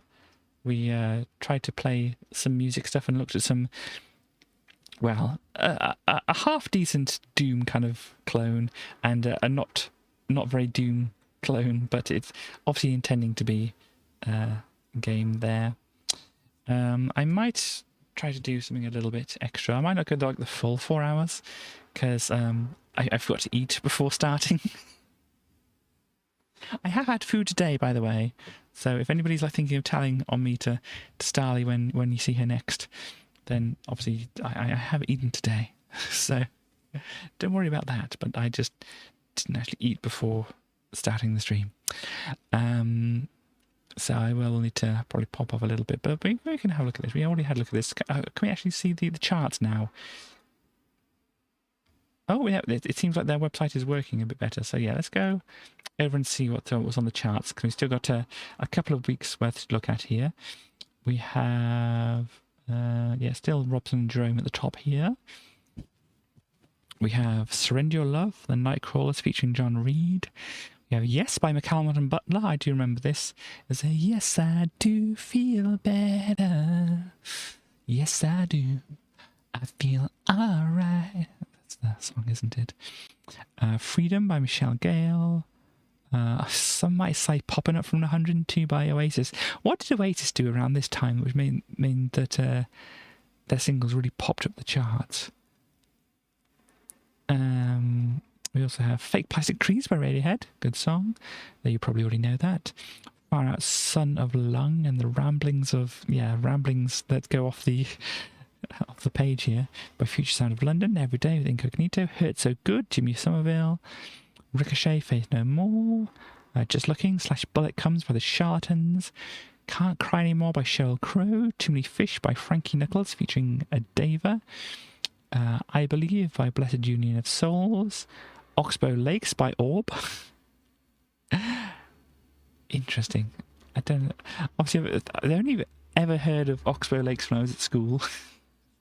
It's never been a thing that's come up in my real life. Sparky's Dream by Teenage Fan Club. Old by Machine Head. Burning 95 by MK. Belfast / Innocent X. Orbital / Therapy? What, the Orbital and Therapy? That's interesting. Because obviously they're bands that don't really sound very similar to each other. If that is the Orbital and Therapy, or is it like an A side and a B side? I don't know what's going on there. We have The Joy of Living by We 3, Joy by Blackstreet, Last Goodbye by Jeff Buckley. We have Spend the Day with the Urban Cookie Collective, Lifted by the Lighthouse Family. Surprisingly, it's 62 because I remember this quite well. I think it did get up the charts. But yeah, so Lifted, we could be lifted up today, isn't it? That goes something like that. Come Into My Life by Joyce Sims, Let Her Cry by Hootie and the Blowfish. What else go? Somebody's Crying by Chris Isaac. Papua New Guinea by Future Sound of London. They're on the thing twice here. Baby It's You by the Beatles. The Way We Are, Affair. I've Got Something For You by Federal Hill. And then I've Got a Little Something For You by Emanate. I'm guessing there's some kind of remix going on here.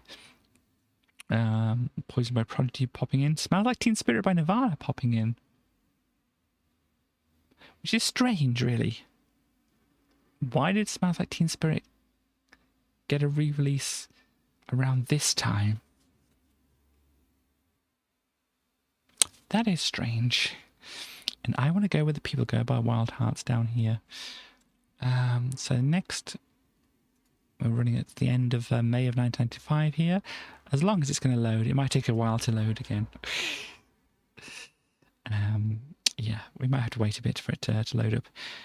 So the website's just been really slow at loading for some reason recently. I don't know, or today, I should say. I don't know why that is.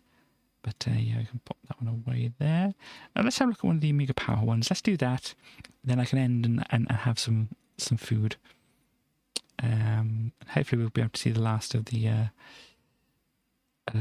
charts by the time I finish. So we're going a bit back in time here.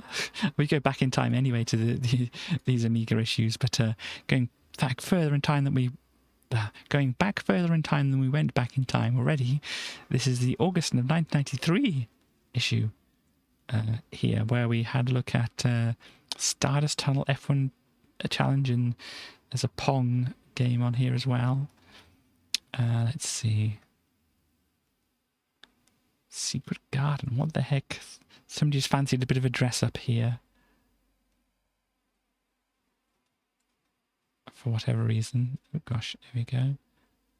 So they had Diamond Thief and Pong on here. I mean, Pong is Pong. I wouldn't have remembered playing any particular version of Pong for a cover disc, but do I remember this? I really don't know.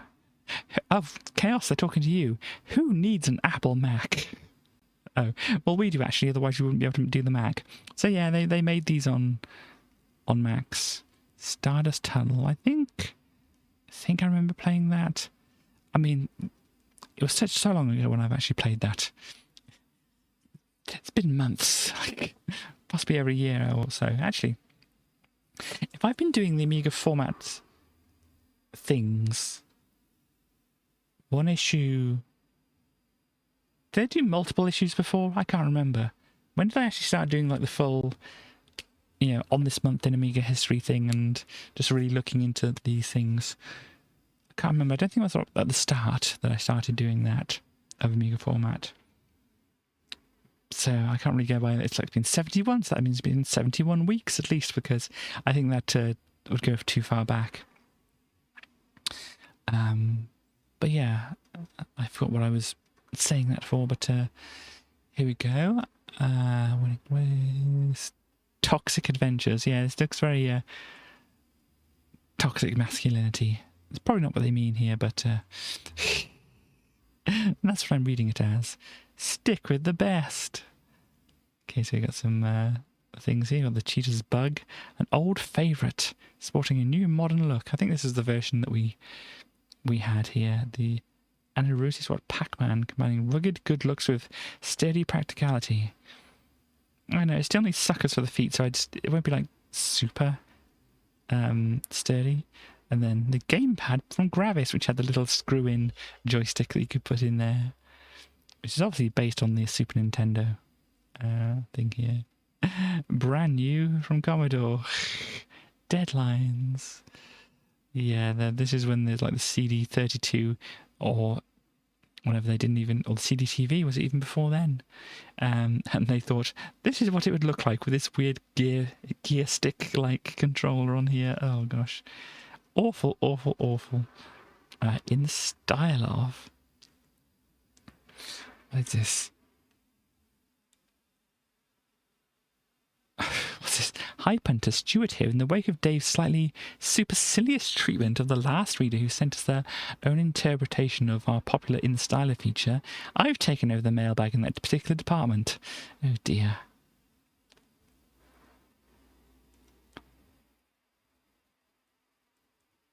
Stuart Campbell in the style of Dead. Oh dear. That didn't sound very nice, does it? 0 out of 10, indeed. Carry on. It's a Jurassic Park game with a good old dino here. Very good dino. A dino doing a rah and an eat of a person. I really want to be able to play as a dinosaur, but you possibly don't. This is very good dinosaur stuff going on. Even over here we've got a dinosaur attacking. They're shooting at them. How very rude of them. Oh look, their car's fallen over. What else we have? This is the back of the dinosaur and the front of the dinosaur. They really like the picture of the dinosaur. I mean, it is a good dinosaur, I must admit. But I think they went a little overboard with just putting pictures of the dinosaur on here. Overdrive, a little racing game. Rubber and Sticks. I think we played a little bit of this. Oh yeah, One Step Beyond. Bah, bah, bah. But no, it's not that. It's the one of the games I wanted to get to when I was doing the Amiga tie-ins thing that I was doing. Then I got so fed up of some of the tie-in games being so bad that I kind of stopped doing that. But one of the games I wanted to get to on that was the Pushover, and then obviously maybe have a look at this afterwards. But so far I haven't got to that. Patrician, Logic Freewheel looks like awful to use. Just hold up your arms like this and play like this. That couldn't possibly be bad for like 10 minutes, an hour, however long you want to play for. Maybe the point was to stop people playing so much. It's like, aha, I know how to stop people playing. We can make them do physical exercise. But no, even when the Wii came in, it's like, some people are like, yeah, physical exercise, we'll do this thing. And so people will just like sit back and yeah, that's the physical exercise. And yeah, here's a bunch of people and stuff like that. I always like to see what they say about, because I don't think it's these people. I don't know who writes the little blurbs for the people, or whatever you would call them here, but I like to see what they say about the women on their staff. No one has ever tried to combine the two words in English, literature and video games. Maybe they have before. I'm sure I've seen something. Like, I can't think what that is, but I'm sure I've seen something. Until Linda Barker stepped onto the scene, it was she who rediscovered many fine examples of game-related writings, including Martin Amos's original box copy of a Super Smash TV and Samuel Beckett's scene-setting novella for the VIC-20. Oh, and top of that, she's also the best editor a mag could ask for, and we love her. Indeed. Lisa trained in the mystic bakery sciences and the secret sisterhood of buns. Lisa's the only future publishing art assistant to be awarded a black belt in full contact karate. Nice. And the International Cordon Bleu Award for special flaky pastry. Don't know how true this is. On the same day, her unique post-feminist theorizing has shocked both men and women alike. Could she be the Madonna for the 90s? And Jackie here. Top art ed Jackie spent her formative years as leader of the avant-garde Paris arts community Le Crayon Rouge. Warhol, Liechtenstein, Hockney have all paid tribute in one way or another to the influential Spanton School of Art, Craft and Technical Drawing. Quite apart from these skills, Jackie also claims that she can turn herself invisible and walk through solid objects. We've yet to see conclusive evidence about this. Where's anybody else? Dave. Okay, I think that's maybe it. So they've gone the bizarre route this time. Syndicate, yeah, not good at it. It looks an interesting game, but I haven't really played it too much to really be good at it. If that is indeed my fault. Maybe I should start from easier levels to try. And what exactly is going on here? The intro sequence is pure cinema and describes how a man in a large overcoat goes to the fair and has such a bad time he starts killing people. Kind of looks like this thing has eyes on it at the top here. It's, "Hi, my name's Spinny, the spinny thing. Please take off all your clothes and climb inside me so you can go spinning for some reason." I don't know. Black to the Future. What is the meaning of the black part here? Cyberpunk. It's about cyberpunk? Are they right? Are they like, oh, some cyberpunk characters wear black jackets or something? And really, if this is about cyberpunk game, why the heck is New Zealand Story on the list? Great Cyber Games number 6. Believe it, New Zealand Story pits a technologically augmented Kiwi bird against a whole range of cybernetically enhanced shades-wearing mercenaries in a bid to rescue his friends from a shadowy multinational using them for illegal genetic research. All set to a thumping techno-industrial grindcore soundtrack. No, it isn't. That's enough.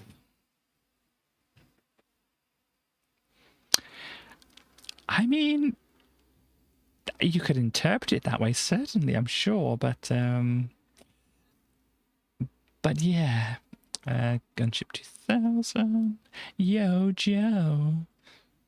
Here, they give it a lot of pages, so it looks like they liked it. They gave it 91%. The most painstaking attention to detail I've ever seen in an arcade game. It looks beautiful. The levels are enormous. It's a joy to play. Cool. Quite a nasty bit of slowdown, and there's a lot of things happening, but it doesn't happen very often. Two-player mode is predictably less than perfect. Okay. Okay, so the other page might have loaded up. Let's just check this. Oh yeah, here we go. So we'll go through this and we'll go back to the magazine, and then we'll probably talk to Tracy, and then we'll be done for the day. So what do we have? Common People by Pulp. I'm sure lots of people know what Common People is like here, but this is when it popped onto the charts. Not getting the top because of Robson and Jerome here. Baby D, I Need Your Loving. Everybody's Got To. Okay. Naked by Reef. Stories by Therapy. Swing Low, Sweet Chariot by Ladysmith Black and China Black. I think it's Ladysmith Black Mombasa, isn't it? That looks like a football thing. I Believe by the Happy Clappers. This Time by Curtis Stigers. Wizards Sonic by Westbam. Shut Up and Kiss Me, oh my, by Mary Chapin Carpenter. I Want to Be Down, Brandy. In the Best Possible Taste, Part 2 by Kingmaker. Talk About It in the Morning by Martin Joseph. Max Don't Have Sex with Your Ex by Erotic. Okay. World in Union 95. Oh yes, it's Ladysmith Blackman Barzo, PJ Powers. This is another football thing, it looks like. There, Ladysmith Blackman Barzo was all over that, it seems. Got to Be a Sin by Adamant. Good Vibe by Tin Man. What have we got here? Straight to My Feet, Hammer, Deion Sanders. Spirit by Wayne Marshall.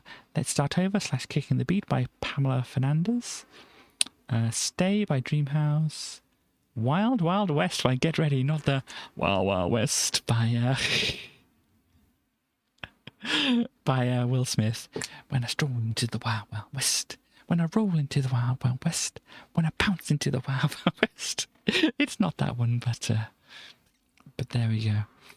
We have Strike It by Dub War, Shine by Molly Halfhead, Sing a Song by Carol Harding and Damon Horton. A lot of things I don't know here. Waves of Life by Body Heat, Lost in the Breeze by Active Faith, Conquest of Paradise by Evangelis, coming in at 91 here. Dark Lights, the live EP by Gary Newman here as well. Alphabetical Response by Brotherhood. Wake Up Boo by the Boo Radleys for re-release. So yeah, it must have come up a little bit higher previously than this. Oh, it's loading properly. No, it's not loading properly. Never mind. Don't worry about it. And Spirit by Wayne Marshall and Generation Spokesmodel by Mudhoney. So there we go. That's leading up to the end of May of 1995. We got there eventually. I don't know what's up with the website. They're really having some problems with it at the moment. But let's see. Back here to this magazine. War in the Gulf. Oh gosh. Global Gladiators. Indeed. June 2. 91 they gave it. Amiga Format Special. This is when they had the CD-TV. Gosh. So obviously the CD-TV was out at this point, and so that wasn't anything to do with the new one, which is going to be the CD32, but they didn't know it at this point. Look at this. These people are having a fancy dinner, sitting on the same side of the table to each other. In an empty restaurant. Be a VIP, or indeed several VIPs, because the prize we've got for you lucky people this month is nothing less than, in fact, it's exactly the same as a VIP pass for 4, count them, people to the US toppest theme park, Alton Towers. Sorry, when I think of Alton Towers, I don't think of this. They may have something like that at Alton Towers, but that's not what comes to mind when I think of Alton Towers. If you don't know, Alton Towers is a theme park, as it says here, a theme park. They have rides. Something like this. This is the black hole, is it? Gosh, the black hole never looked like that.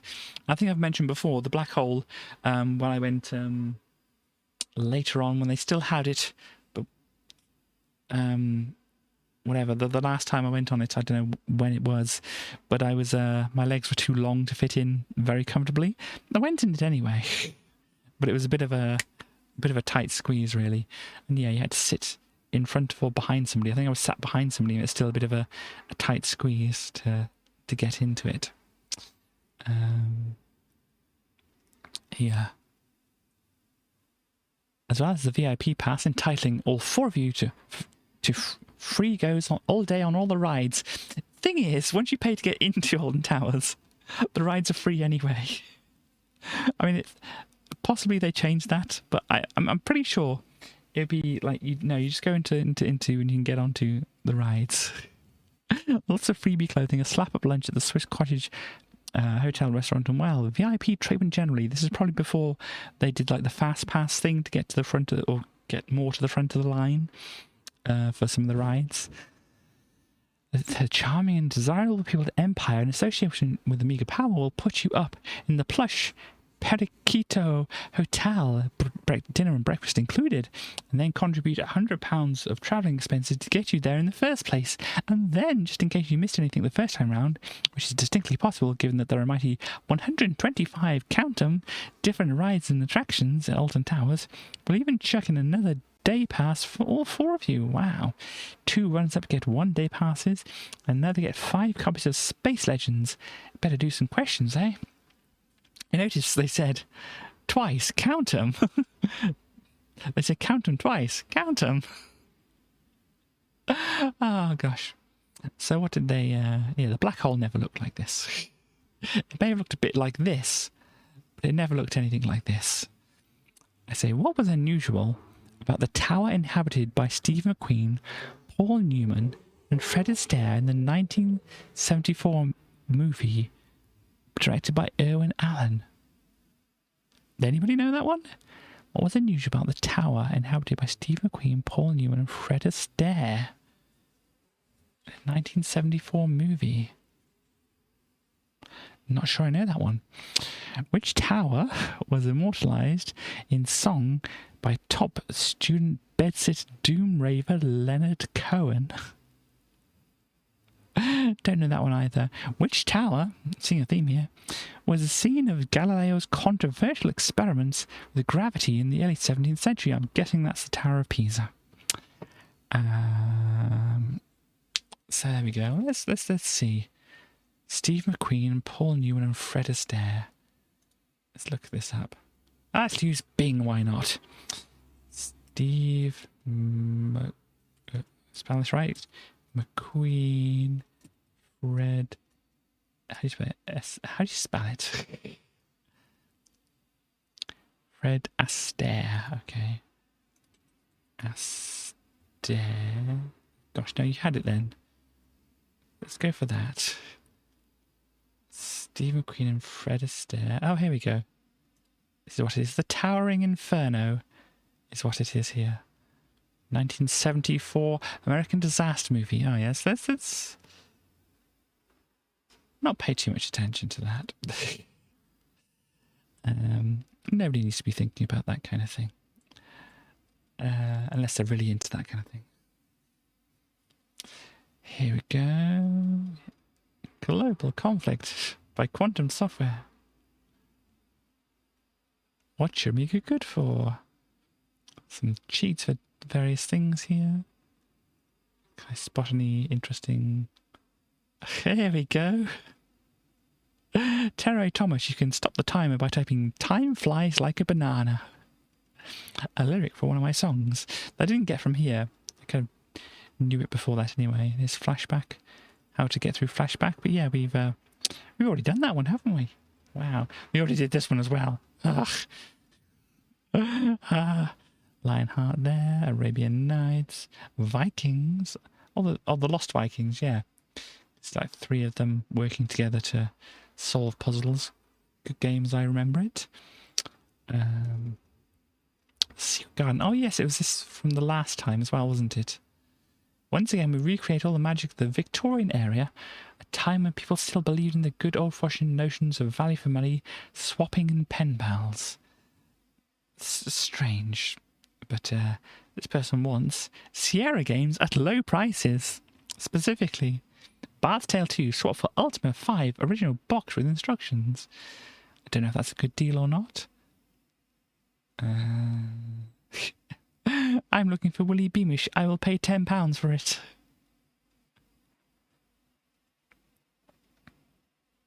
Yeah, so yeah, obviously before eBay or anything like that, you had things like this. Pen pals. Oh gosh, let's look at the pen pal thing. So you got Emma in Bolton here. Amiga contacts wanted. Send discs or lists. Help. I'm stuck on either beholder too. If anybody out there can help me, then please write. I mean, it really just gives their addresses.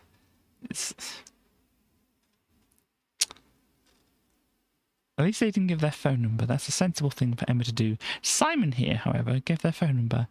Amiga PD contacts wanted to swap all types of PD, not any other kind of software which you may be able to swap. Indeed. Janice wants a pen pal wanted for a lonely 14-year-old female. Oh no. Likes cutesy games, dislikes flight sims. Also wanted original populace for between £2 to £4. This doesn't seem like a good idea. Craig, 21 Canal Roads, Amiga contacts light wanted. Don't delay, write to me now. You won't be disappointed, 100% guaranteed. I don't like this person. Nadim here, a male, female, amphibious, or any other living creature wanted for pen paling. Interests include reading and computing. There's possibly a nice non-binary or scaly person here, possibly both. And Joseph Fogel here in South Dakota. I am the owner of a very large Amiga software collection. I'm looking for overseas pen pals. Hello, Rodian. You say our local TV station would read out children's birthday cards on Saturday afternoon with addresses. Yeah, it's just never a good idea. Never a good idea. I hope that Janice here didn't get anything unwanted. We have Ishar 2. We have global conflict. We always have global conflict. Anyway, moving on. Firehawk not doing so well here. And how could this game not do well with a picture in here? The baddie. You know he's bad, he's green. Gosh, my word. And RoboCod, enhanced A1200 version here. Looks fairly similar to the original RoboCod. Did we look at the A1200 version when I looked at it? I can't remember. I don't think there's much of a difference really, was there? Amazing tea egg. This great thing could be yours for only $1.95. I think we've seen this before, haven't we? For the same price as a tea egg, you could buy Games Master. Yeah, we've definitely seen this before. Amiga Format, 3D, Create, Stardust. Yeah, this is an older issue of Amiga Format. Was I even doing the on this month in Amiga when I was doing this one? I can't remember. I don't recall from the cover looking at this one in much detail. Maybe I did. I don't know. I can't remember when I started that. But we have WWF WrestleMania for $9.99.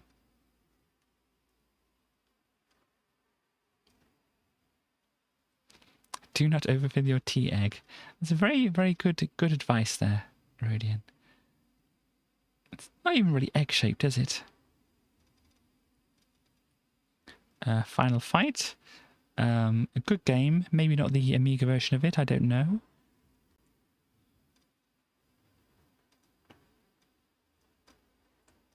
There we go. Shadow Dancer. Oh yeah, the guy in the pupper. Where's the pupper? I see no pupper.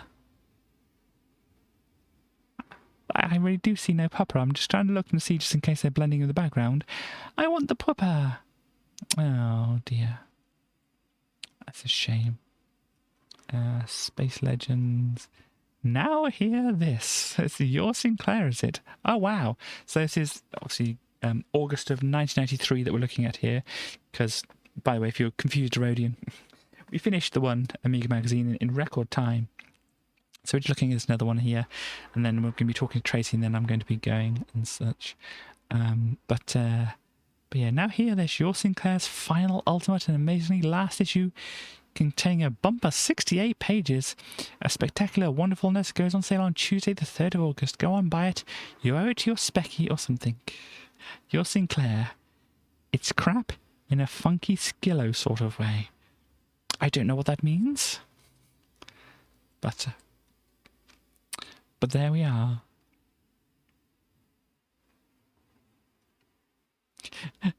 This person won a packet of biscuits, apparently. The crackers had messed up. I'm feeling a tad upset about the problem of piracy. I was not expecting that. I recently went to the Barrett in Glasgow to get some new games. It's a piece to catch one of his dreams. Yes, it's good to see you here. Let's see, where was I? I need some new ones. I got a real shortage of that valuable papery stuff. I bought 6 games totaling 25 quid. When I arrived home, I loaded up the first of 6, but it didn't work. And they tried the other ones and they didn't work. Now I was fuming a rage for it. I just spent 22 quid on... Hang on. 25 quid, 22 on 15 blank... 6 games to... Hang on. I suppose you could have 6 games and 15 blank discs. That's like an average of 2 and a bit for each, isn't it? That's understandable with the Amiga. But then they said 6 games totaling 25 quid, and they spent 22 quid. Oh, because they got the last game here. So no, it's 15 blank discs on 5 games, so each of them had 3 discs. God, I didn't expect to do maths here. At last roll, I crossed my fingers and loaded the 6th game. Yippee, it worked. Well, sort of. In fact, really, the game was tight as the fox. On the 5th level, the crackers had messed up the background and the baddies. Right now, I've gone a bit and reached my point of my letter. Piracy sucks. The low-down scum of the bar server in a roundabout way nicks £25 out of my pocket. No! You gave that over on the promise of something which you could have known was possibly a bit dodgy. But anyway, I'm really hacked off. I suppose you think that it serves me right. Yep. And I'd probably agree with you if I hadn't been ripped off so much. Now I wish I'd spent my money on a proper game, indeed. You're set against piracy type thingies, marked gentleman. Yeah, sure. And let that be a lesson to you. I don't know if they actually won a packet of biscuits or not. Anyhow. Gun-toting Nazis? I don't know if I want to look at that. Diary of the Game. Oh, it's still calling it that. I still think that's not a good title, because I think that means something else, especially around this time and around when the UK around this time. This definitely meant something different, and they still haven't picked up on it. Anyhow.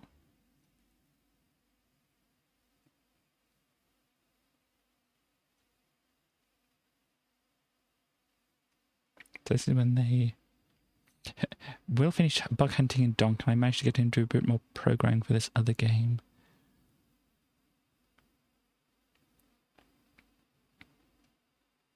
Okay.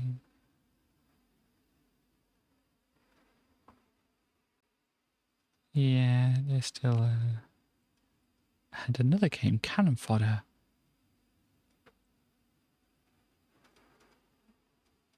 There we go. We have PD games over here. Ouch. Looks like some kind of, what do you call it, whack-a-mole thing there. Some breakout things. There's some good, nice-looking graphics for this. Mega Ball. Solitaire Sampler. Oh, gosh. You don't get the whole thing, you just get a sampler of Solitaire. City Defense here. Yeah, it's one of these, Missile Command. There it is. Type of games coming soon. Future entertainment show. What else do we have here? Lots of things there. Looks like they had a problem scanning this slightly. The right people. Oh, it's Violet Berlin. They've got here. She's not from Berlin. She's not a Violet, but she is Violet Berlin. A super talented lady making her way into a male terminal. Oh, do you have to do that? You could have just not said that part. And how did Violet get her name? We didn't ask. Maybe she was born with it. Maybe she chose it. Who cares? What do you believe in? Love? What was the first thing you said today? Hello, Cato, are you hungry? I'm guessing that's to a cat. I don't know. Who's your favourite historical figure? Joan of Arc? She was a true romantic heroine. What's your number one object of desire? A grand piano. Nice. What have you got in your pockets? I give up. What? It's the Hobbit gag, other culturally inadequate member of staff. I don't know if I would have... I saw Hobbit down here, so that's why I said pockets is. But I don't know if I would have known from I give up, because I didn't... I haven't read The Hobbit. I have read Lord of the Rings, apart from like the appendices. I didn't want to read those. What's Andy Crane really like? A joy to work with. If you could be in a computer game, which one would it be? Street Fighter 2? Maybe it's Chun-Li's long lost half-sister or something? Is there anything or anyone you'd kill for? I hope I never have to find out. Good answer. Would you vote for the Maastricht Treaty? Why? Provided it include the social chapter. Why, as in why do they ask this? And what is a social chapter? I don't even know. What is your favourite Bruce Springsteen song? Bruce who? Wow. Are video games killing pop music? No. They're probably siphoning funds away from some teeny bands, but computer and video games will never be able to replace the emotional reach of music. Wow. Oh gosh, I was on Violet's side here for a moment. But yeah, what's your favourite planet in the solar system except from Mars, Earth? I haven't visited the others. When did you last break the law? When I didn't pay my poll tax. Gosh. What single question do you want to know? Most want to know the answer to? Who were the true authors of the Beowulf poem? What's the nicest thing anyone's ever said to you? No, I'll get these. Who would play you in a film of your life? I'd have to be Angel voice rocked and acting legend Toya Wilcox. What one thing do you think would most improve the software industry? More women involved in every aspect. Indeed. And not being harassed. Gosh. Gosh. What would you like your epitaph to be? Here lies Violet G. Berlin, who confounded medical experts by living to the age of 100,000 without looking a day older than 25. That would be a pretty neat thing here. So what do we got here? We got here Violet Green Berlin. That's a good middle name. Violet Green. Gosh. I am doubting if it was her given name, but I'm still not going to ask her unless she actually volunteers the answer here. But that's a good name. So yeah, education CSE. What's that? Is that like GCSE? No, that's O level. I can't remember. But office practice with typing. Interesting. She went to the University of Durham here in English. Oh wow, the first job she got into here, researcher and writer for Saturday morning TV show The Wide Awake Club. And it's this show Wackaday with Timmy Mallet and that. Interesting. Also story and poetry writer for a children's show, It's Stardust. Researcher and presenter of kids show Cool Cube. Presenter, so you've went researcher and writer to Wackaday and that, onto just a presenter here. Freelance broadcaster. Pop videos. Motoring expedition around the former Eastern Bloc for like a month, it seems there. Freelance broadcaster journalist. An observer and pretending bad influence. Here you go. Why would I not mention Mike Myers? Is Mike Myers mentioned here? Sorry, I'm missing the reference here. Freelance broadcast journalist on GMTV and B-Sky-B when it was called that. Hobbies interesting. I can play the piano, bassoon, and ukulele. Wow, there's a interesting collection of instruments. And read Anglo-Saxon and Old Norse, but I don't do any of them much these days. I'd like to have my novel of the decade about time travel published. I want a pilot's license to fly aeroplanes with. This applies to Mike Myers. Was Mike Myers in Wackaday or something then? Is that what you're talking about? Or I think just completely getting the wrong end of the stick here. So there we go. Blaster. And next month, oh gosh. It's on the Wide Awakes Club. Just broken with Wayne's World. That's interesting. I don't recall that. I remember Timmy Mallet and the big mallet which you'd whack kids over the head with and such. But I don't remember Mike Myers being a part of it at all. But yeah, there we go with all that stuff. Hang on, I'll put myself into place a little bit better there. Hello, everybody. So, I hope it's been good for you. Let's talk to Tracy first. Let's do that. Let's remember our bits that we do. Tracy. Hello. Wide awake. It's good to know you're ready and you're wide awake. So on your marks and get set, go. It's Wackaday. It went something like that, didn't it? I think it went something like that. Yeah. I think close to some parts of that, Tracy. Oh, that's good.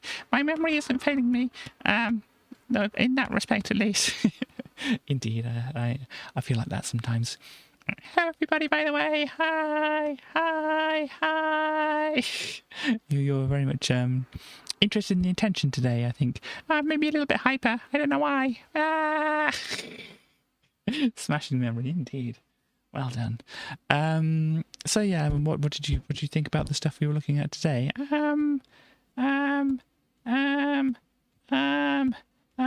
forgot what we were looking at today. There's a music program. Oh yeah, the music program seemed interesting. It had enough to do some interesting stuff with, but it would kind of be a bit awkward to do on an Amiga, and I think the software that you have is a little bit better to do things like that. Yeah, I would rather use the software I have to do that. What are you doing? I don't know. Apparently Tracy's like this at the moment. Yeah. I don't know. Just sometimes you gotta be fidgety, haven't you? Ah, gosh, dude.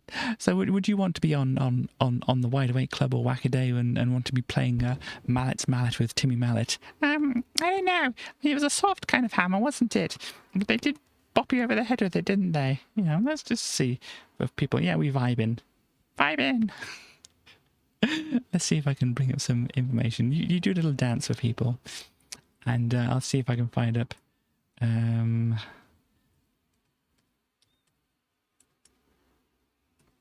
about this here, so people can have some kind of idea if they don't know.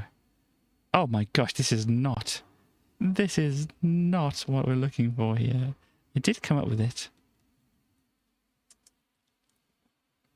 Timmy Mallet, not just some pictures of some mallets. Well, let's see what we can get up on the screen here for this. Vibin indeed.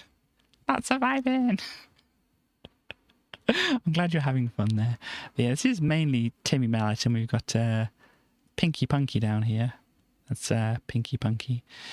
Where's a big mallet? Because he did have. Here we go. This is the big mallet. That's a big mallet. He also has cartoons on him. Yeah, that's a very interesting. I don't know what the cartoons are of. No, I can't quite make it out, but it's interesting.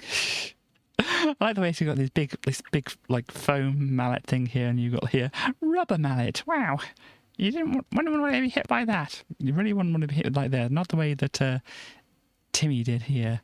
I don't know if you've got any things. Gosh, he looks so different though. He looks kind of like Grian. Yeah, a little bit. If you've ever seen Grian from Hermitcraft.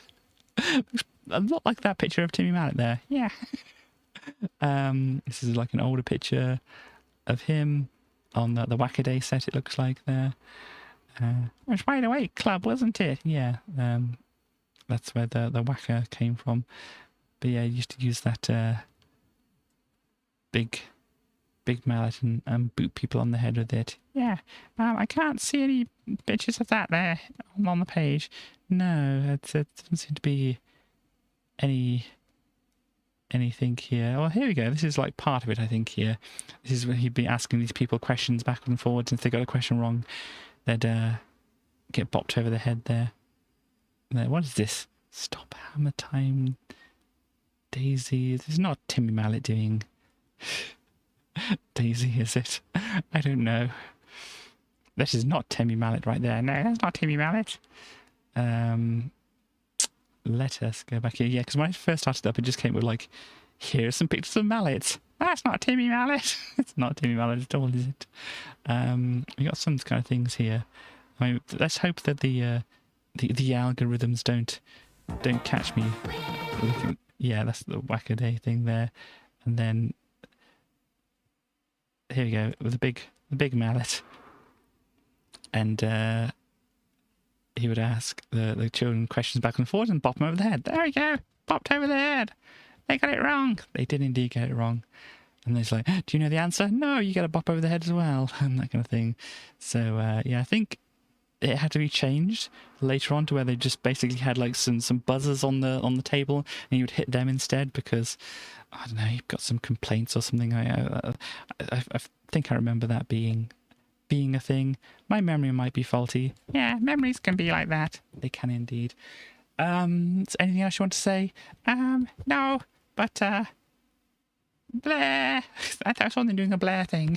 They're kind of doing a Blair thing. I remember that slightly being a part of the whole thing. It's like look at each other and go Blair, Blair. Look at the camera and go Blair, Blair, or something like that, wasn't it? I I don't know, I think it was some kind of icebreaker kind of thing you did. Yeah. Anything else you want to say? No, I don't really get any questions. That's okay, though. So thank you, everybody, for dropping by, and I will see you next time. Bye. Utterly brilliant. Yes, I think that was a catchphrase as well, wasn't it? Honestly, I haven't seen anything to do with Timmy Mallet or Mallet's Mallet for a while, so yeah, these things are somewhere in the old memory cells, and for some reason I just put my fingers on WASD here.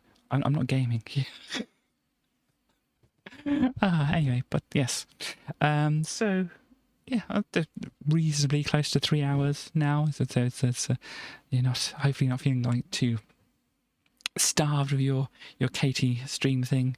So I'll get this set up to ready to go. Now, I played this earlier for Chaos, when Chaos, I think just Chaos was around. But since we've had other people dropping, I need to give probably some explanation for this.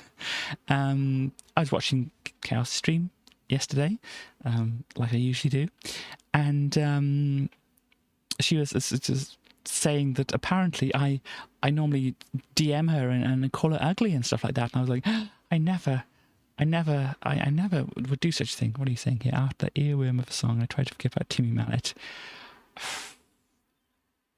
You probably best not remind me of it. I can't remember it. I probably don't want to remember it. It wasn't the itsy bitsy teeny weeny yellow polka dot bikini, was it? Or was that somebody else? Oh gosh. Anyhow. But yes, Chaos was alleging that I apparently call her ugly over DMs and stuff like that. And I was like, I do not do that at all.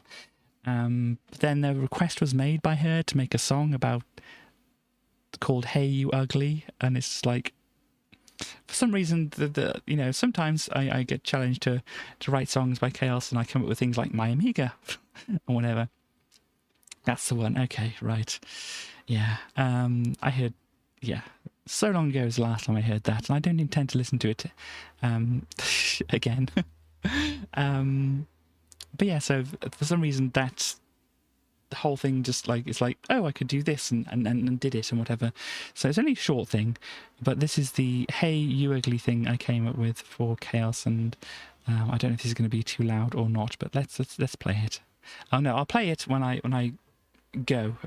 That's the idea. That's what I was going to do. Yeah, so I will end here.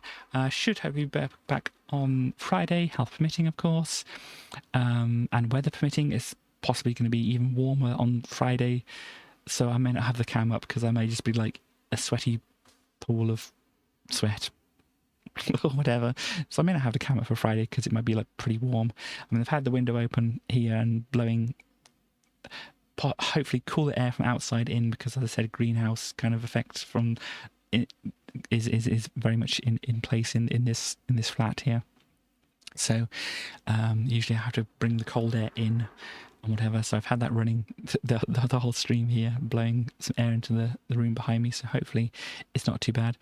Yeah, so it may be a bit warm, and so I might have the camera up because I might just want to be like, I don't want to clothes. Who wants clothes on such a warm day, especially when the whole greenhouse thing. Anyhow, so hopefully back to Bug Snacks, do a bit more of that. I don't know how far we are through it, but yeah. So this is me saying goodbye, and it's going to be me playing the Hey You Ugly song for Chaos, which Chaos requested. I must emphasize, Chaos requested this song. I don't normally call Chaos ugly and whatever. I don't say no such thing. But anyway, until next time, I forgot what my outro is. I have like a vague outro, whatever. But yeah, I will see you next time. Bye bye, everybody. Bye bye. Hey, you ugly. Hey, you ugly. Hey, you ugly. Hey, you ugly. Hey, you ugly. Hey, you ugly. Hey, you ugly. Hey, you ugly. Just joking, you're good. Just joking, you're good. Just joking, you're good. Just joking, you're good. Hey, you ugly. Hey, you ugly. Hey, you ugly. Hey, you ugly. Hey, you ugly. Hey, you ugly. Hey, you ugly. Hey, you ugly. Hey, you ugly. Hey.